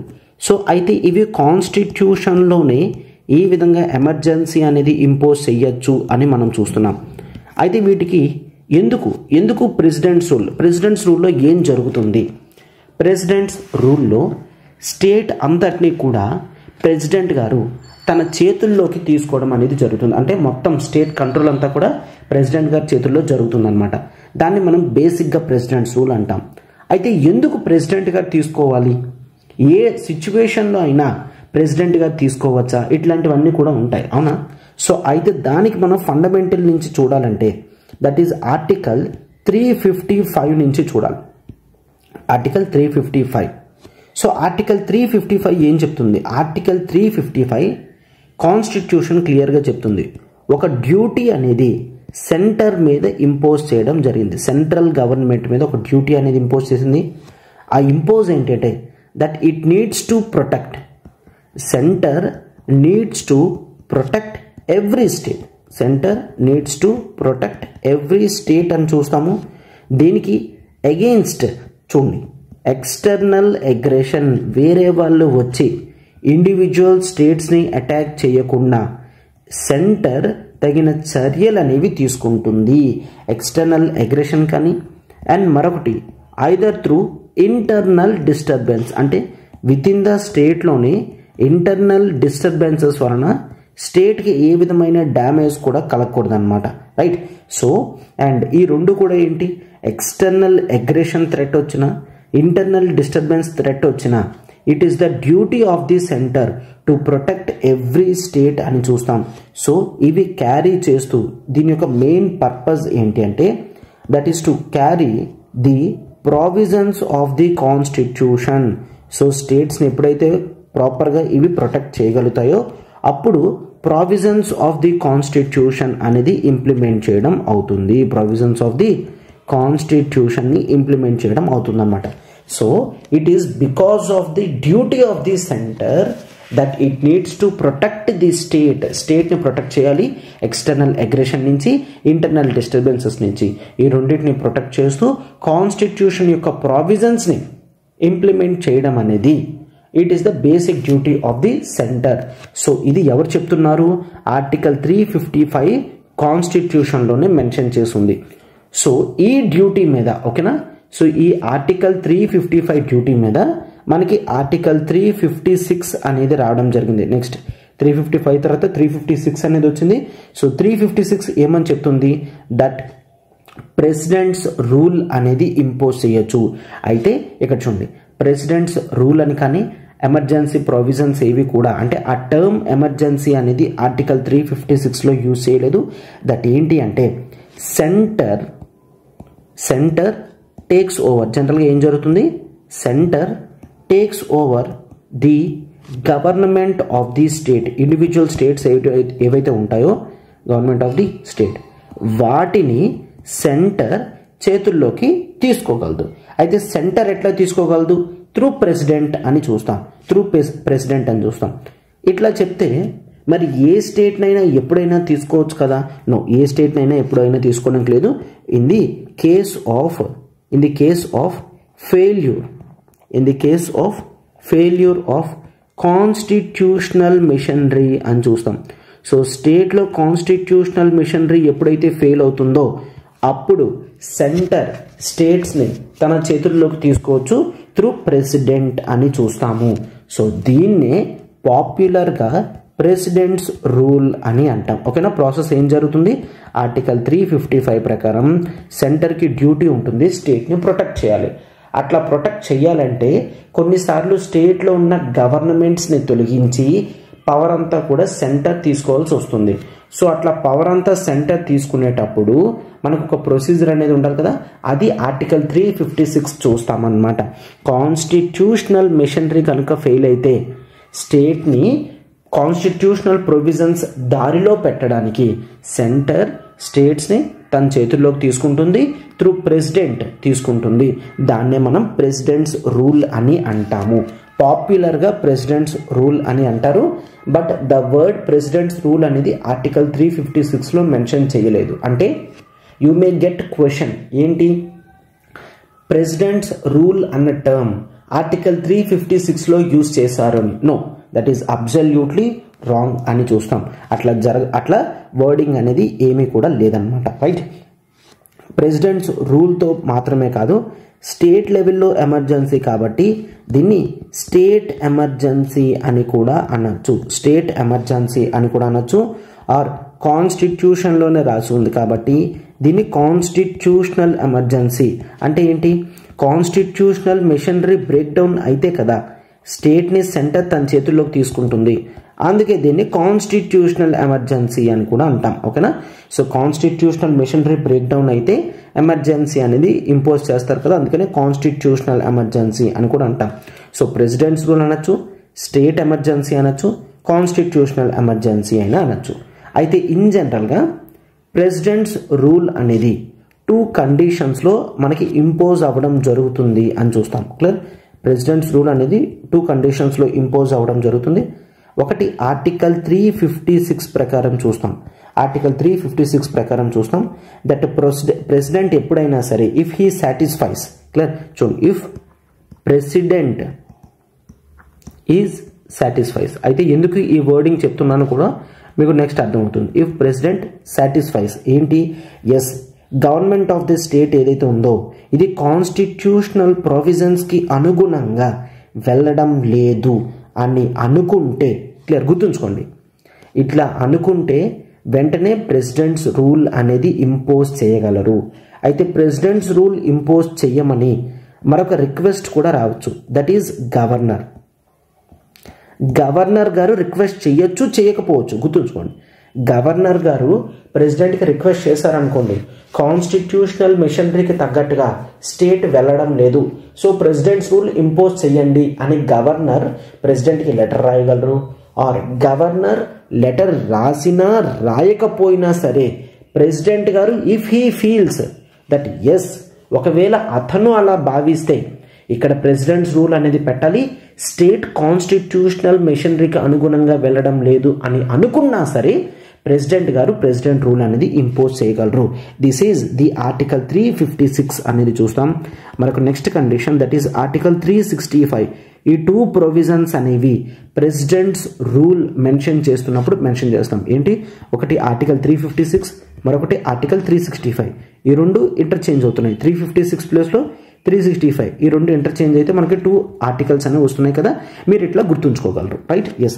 So article 365 ఏం చెప్తుందంటే దట్ ఒకవేళ if the state whenever, ఎప్పుడైనా వెన్ ఎవర్ ఏ స్టేట్, ఒకవేళ స్టేట్ ఎప్పుడైనా సరే ఫెయిల్స్ టు దేనికి కంప్లై విత్, అంటే చెప్పినట్లు చెయ్యకపోతే, క్లియర్, ఎవరు చెప్పినట్లు, ఎట్లా చెప్తున్నట్టు, from the directions of the centre. So central government ఏదైతే డైరెక్ట్ చేస్తుందో, ఎస్ స్టేట్ మీరు ఇలా చెయ్యండి అని ఎప్పుడైతే సెంటర్ చెప్తుందో వాటిని ఖచ్చితంగా స్టేట్ చెయ్యాలి. ఒకవేళ స్టేట్ అలా చెయ్యకపోతే ఆర్టికల్ 365 ప్రకారం ప్రెసిడెంట్స్ రూల్ అనేది ఇంపోజ్ చేయగలరు. ఎందుకంటే ఎప్పుడైతే సెంటర్ చెప్తుందో అప్పుడు స్టేట్ చేయకపోతే సెంటర్ ఏమని భావిస్తుంది, కాన్స్టిట్యూషనల్ ప్రొవిజన్స్కి తగ్గట్టుగా స్టేట్ నా మాట వినడం లేదు, సో అందుకనే ఇక్కడ కాన్స్టిట్యూషనల్ మెషినరీ బ్రేక్ డౌన్ అవుతుంది, క్లియర్, కాన్స్టిట్యూషన్కి అనుగుణంగా వెళ్ళడం లేదు, సో ఇక్కడ నేను ప్రెసిడెంట్స్ రూల్ అనేది ఇంపోజ్ చేస్తాను అని సెంటర్ భావిస్తుంది. అయితే you may get doubt, sir directions of the centre అని అంటున్నారు, మరి సెంట్రల్ గవర్నమెంట్ స్టేట్ గవర్నమెంట్ చెప్పింది ప్రతిదీ వినాలా అంటే నో. గుర్తుంచుకోండి, కాన్స్టిట్యూషన్లో కొన్ని చోట్ల రాసుంది డైరెక్షన్స్ ఆఫ్ ది సెంటర్ అని.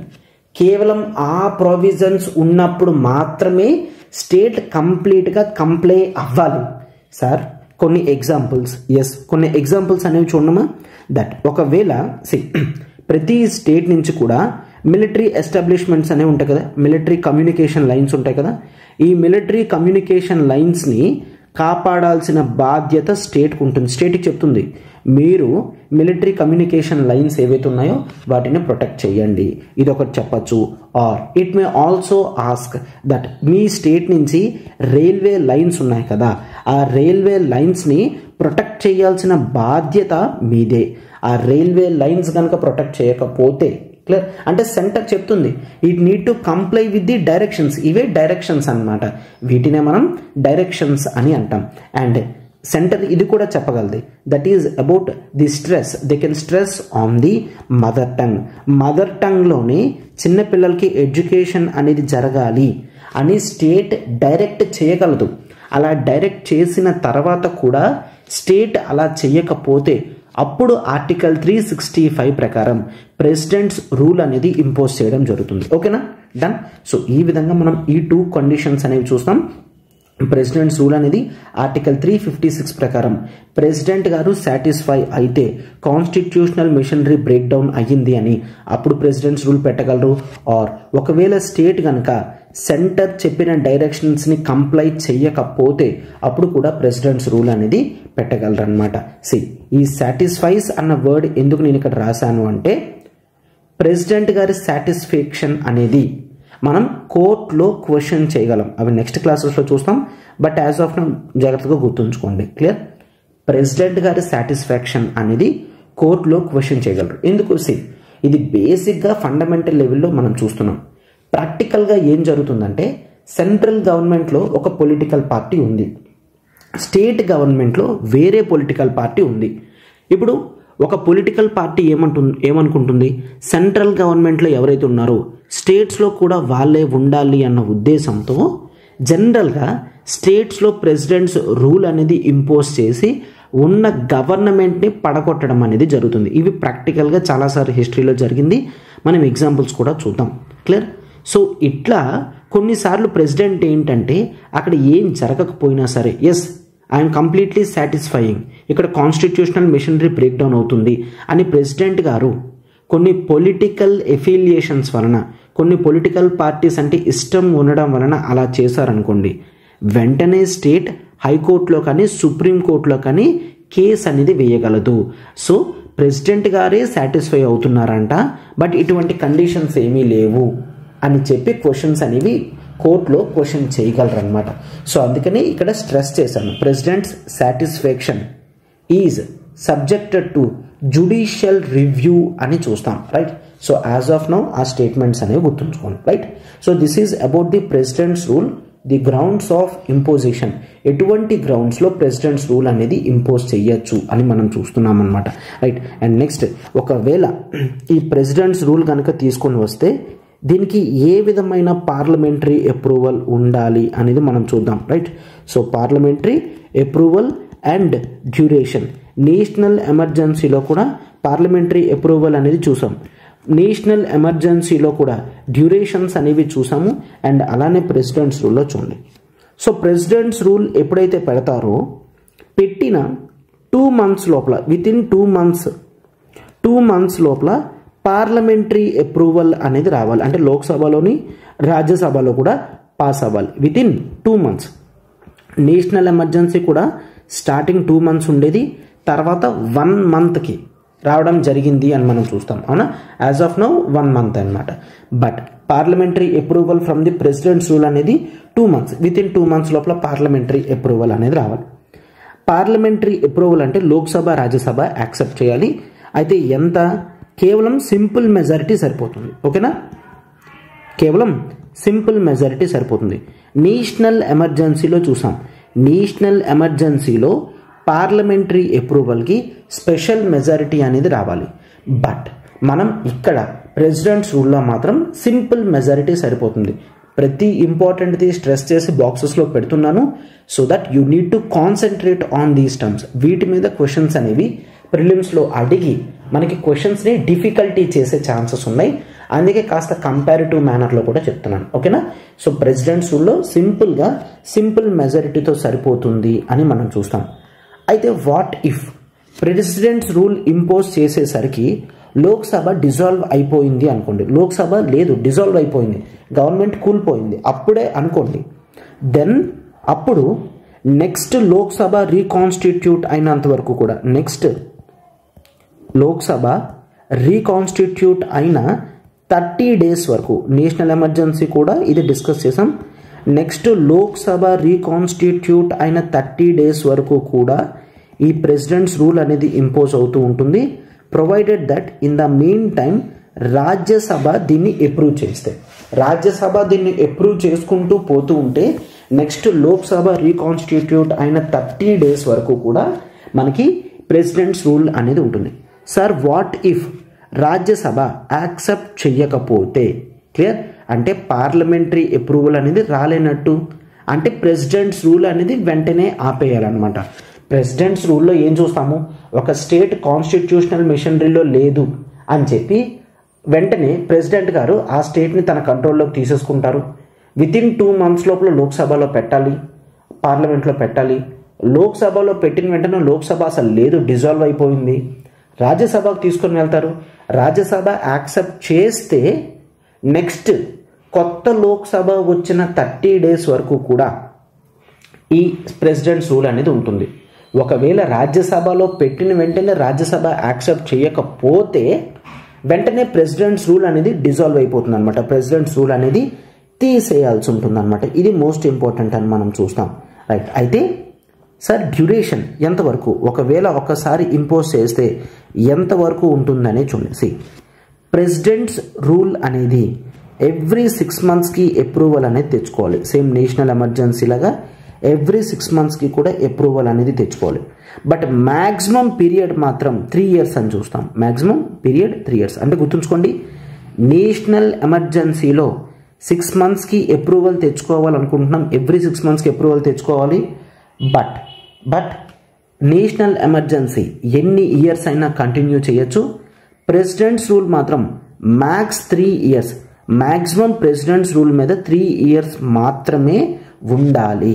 సార్ 3 years దాటి ఎప్పుడు ఉండలేదా అంటే ఉన్నది. Clear, that is Punjab state. Punjab state in the years 1987లో మనం చూస్తాం ప్రెసిడెంట్స్ రూల్ ఇంపోజ్ చేశారు. సో అయితే 1987 నుంచి మనకి 5 years కంటిన్యూ అవ్వడం జరిగింది. 1992 వరకు కూడా మనకి ప్రెసిడెంట్స్ రూల్ అనేది ఉంది. అంటే 5 years ఎలా ఉంది సార్, కాన్స్టిట్యూషన్ కేవలం 3 years అని చెప్పారు కదా. ఎస్, సో కాన్స్టిట్యూషన్ 3 years అని చెప్పింది, మరి 5 years ఉంది, ఏం చేశారు, రైట్. సో 1991లో కాన్స్టిట్యూషనల్ అమెండ్మెంట్ యాక్ట్ అనేది తీసుకొచ్చారు. 68th కాన్స్టిట్యూషనల్ అమెండ్మెంట్ యాక్ట్ అనేది తీసుకొచ్చి పంజాబ్ స్టేట్లో ప్రెసిడెంట్స్ రూల్ అనేది ఎక్స్టెన్షన్ చేస్తున్నారు. కాన్స్టిట్యూషన్లో ఉన్నట్టు లేదు కాబట్టి అమెండ్మెంట్ చేసి ఈ ప్రావిజన్ని కేవలం పంజాబ్ వరకు యాడ్ చేయడం జరిగిందనమాట. 68th కాన్స్టిట్యూషనల్ అమెండ్మెంట్ యాక్ట్లో ఇట్లా చేశారు.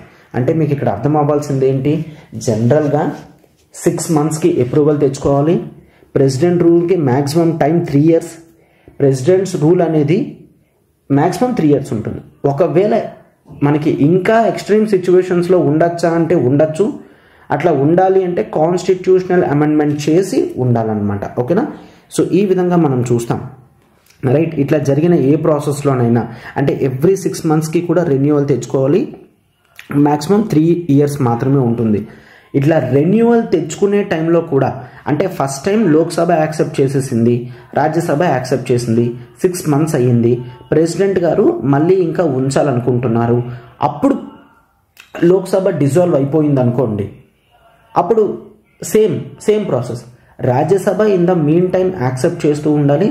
కొత్త లోక్సభ రీకాన్స్టిట్యూట్ అయిన 30 days వరకు కూడా ఈ ప్రెసిడెంట్స్ రూల్ అనేది ఇంపోజ్ చేసే ఉంటుందన్నమాట. ఓకేనా, సేమ్ ప్రాసెస్ అనేది చూస్తామన్నమాట, రైట్.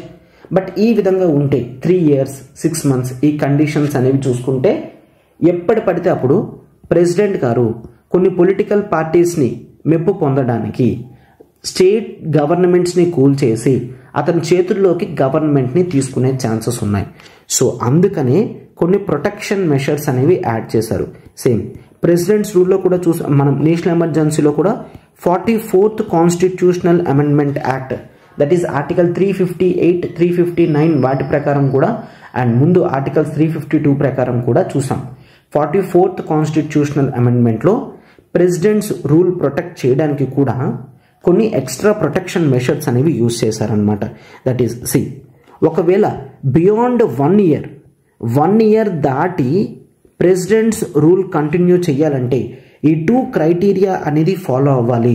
ఈ 2 క్రైటీరియా లేకపోతే 1 ఇయర్ దాటి ప్రెసిడెంట్స్ రూల్ ఉండడానికి లేదు. అదేంటి సార్ 3 ఇయర్స్ అన్నారు కదా, 3 ఇయర్స్ అనేది మ్యాక్సిమం టైం. కాన్స్టిట్యూషన్లో 3 ఇయర్స్ అనేది మ్యాక్సిమం టైం ఇచ్చారు. బట్ 44th కాన్స్టిట్యూషనల్ అమెండ్మెంట్ చేసి 1 year, at max 1 year, 6 months లేదు 1 ఇయర్, 1 ఇయర్ దాటిన తర్వాత ఉంచచ్చు. అట్లా ఉంచాలి అంటే ఈ 2 కండిషన్స్ అనేవి సాటిస్ఫై అవ్వాలి. ఒకటి, ప్రెసిడెంట్స్ రూల్తో పాటు ఇండియా మొత్తం నేషనల్ ఎమర్జెన్సీ ఉండొచ్చు. For example let's take Andhra Pradesh state అనేది ప్రెసిడెంట్స్ రూల్లో ఉంది. 1 ఇయర్ అయిపోయింది. 1 ఇయర్ అయిపోయిన తర్వాత నార్మల్ చేయాలి కదా. ఒకవేళ ప్రెసిడెంట్స్ రూల్ ఇంకా ఇంపోజ్ చేయాలి అనుకుంటే కరెక్ట్గా ఆ టైంలో నేషనల్ ఎమర్జెన్సీ అనేది ఉంది అనుకోండి, అప్పుడు 1 ఇయర్ దాటి ఎక్స్టెండ్ అనేది చేయొచ్చు. అండ్ మరొక కండిషన్ ఏంటి అంటే జనరల్గా ప్రెసిడెంట్స్ రూల్లో ఏమవుతుంది, స్టేట్ లెజిస్లేటివ్ అసెంబ్లీని కూల్ చేస్తారు. అంటే స్టేట్ లెజిస్లేటివ్ అసెంబ్లీ అనేది డిజాల్వ్ అయిపోతుంది. అప్పుడు కొత్త ఎమ్మెల్యేస్ని ఎలక్ట్ చేయాలి కదా, అంటే ఎలక్షన్స్ అనేవి జరగాలి కదా. So election commission of India చెప్పింది అనుకోండి, నో, ఈ స్టేట్లో పరిస్థితులు అనేవి బాగా లేవు, ఇప్పుడప్పుడే ఎలక్షన్స్ అనేవి కండక్ట్ చేయలేము అని ఎలక్షన్ కమిషన్ ఒక సర్టిఫికేట్ అనేది ఇచ్చింది అనుకోండి, జనరల్ ఎలక్షన్స్ అనేవి ఈ స్టేట్లో కండక్ట్ చేయలేము అప్పుడే అని సర్టిఫికేట్ ఇచ్చింది అనుకోండి, అప్పుడు కూడా 1 ఇయర్ దాటి మ్యాక్సిమం 3 ఇయర్స్ వరకు తీసుకొని వెళ్ళగలరు అనమాట. అర్థమైందా? For example there is a state, ఇదొక స్టేట్ ఉంది, లెట్స్ టేక్ ఆంధ్రప్రదేశ్ స్టేట్ ఉంది. సో దీంట్లో చాలా అల్లర్లు, ఇంటర్నల్ డిస్టర్బెన్సెస్ అనేవి జరుగుతున్నాయి. సో ప్రెసిడెంట్స్ రూల్ అనేది పెట్టారు, స్టేట్ లెజిస్లేటివ్ అసెంబ్లీ అనేది వెంటనే డిజాల్వ్ అయిపోతుంది. సో నెక్స్ట్ ఎలక్షన్స్ కండక్ట్ చేయాలి కదా, but with in the state చూస్తే అల్లర్లు అనేవి చాలా ఎక్కువ ఉన్నాయి, కంట్రోల్ చేయలేకపోతున్నారు. ఎలక్షన్ కమిషన్ ఏమని భావించిందంటే ఈ టైంలో ఎలక్షన్స్ అనేవి కండక్ట్ చేస్తే ప్రాపర్గా ఎన్నికలు అనేవి జరగవు, సో అందుకే ఈ టైంలో నేను ఎలక్షన్స్ కండక్ట్ చేయలేను అని అనుకుంటే అప్పుడు ప్రెసిడెంట్ గారికి ఒక సర్టిఫికేషన్ ఇస్తుందన్నమాట. సార్, ఇక్కడ మేము ఎలక్షన్స్ అనేవి అప్పుడే కండక్ట్ చేయలేము, మాకు మరి కాస్త టైం కావాలి అని అనుకుంటే అప్పుడు ఈ 2 క్రైటీరియాలో ఒకటి నేషనల్ ఎమర్జెన్సీ ఉన్నా ఆర్ ఎలక్షన్ కమిషన్ సర్టిఫై చేసినా అప్పుడు మాత్రమే బియాండ్ 1 ఇయర్ ఉండాలి. ఆర్డినరీ కండిషన్స్లో 1 ఇయర్ దాటి ప్రెసిడెంట్స్ రూల్ పెట్టకుండా ఉండాలి అని చెప్పి 44th కాన్స్టిట్యూషనల్ అమెండ్మెంట్ యాక్ట్ 1978లో ఈ ఎక్స్ట్రా లేయర్ ఆఫ్ ప్రొటెక్షన్ అనేది పెట్టడం జరిగిందనమాట. ఓకేనా? రైట్. అయితే రివొకేషన్ ప్రాసెస్ కూడా చాలా సింపుల్ అమ్మా, నేషనల్ ఎమర్జెన్సీలో ఉండదు. నేషనల్ ఎమర్జెన్సీలో మనం రివొకేషన్ ప్రాసెస్ ఏమని చూస్తాము, అయితే ప్రెసిడెంట్ గారు మరొక ఆర్డర్ అనేది ఇష్యూ చేసి మరొక ప్రొక్లమేషన్ ఇచ్చి నేషనల్ ఎమర్జెన్సీ ఆపాలి, ఆర్ లోక్సభ అయినా నేషనల్ ఎమర్జెన్సీ ఆపచ్చు అని మనం చూస్తున్నాం. బట్ ప్రెసిడెంట్స్ రూల్లో చాలా సింపుల్, ఎందుకంటే ప్రెసిడెంట్స్ రూల్ ఒక్క స్టేట్కి మాత్రమే ఎఫెక్ట్ అవుతుంది, ఇండియా మొత్తం కూడా ఎఫెక్ట్ కాదు.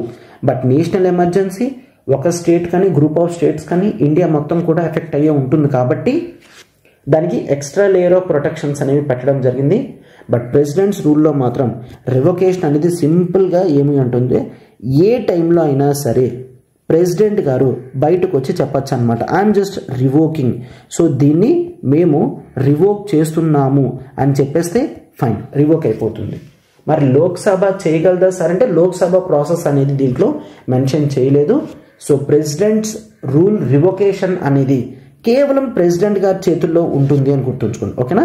ప్రెసిడెంట్ గారు వచ్చి ఎస్ ఈ స్టేట్లో ప్రెసిడెంట్స్ రూల్ అనేది నేను రివోక్ చేసేస్తున్నాను అని చెప్పి రివోక్ చేసేస్తారు, అంతే, ఫినిష్. సో దీంతో రివొకేషన్ ప్రాసెస్ అనేది కంప్లీట్ అయిపోయినట్టేనమాట. ఓకేనా? సో నేషనల్ ఎమర్జెన్సీ తర్వాత ప్రెసిడెంట్స్ రూల్ ఎందుకు పెడతారు, ప్రొసీజర్ ఏముంటుంది, రివొకేషన్ ఎలా చేయాలి అనేది చూసాం. రైట్. సో నెక్స్ట్ క్లాస్లో మనం ప్రెసిడెంట్స్ రూల్ కాన్సిక్వెన్సెస్ అనేవి ఏ విధంగా ఉంటాయి అనేది కూడా మనం చూద్దాం. రైట్. ఎస్.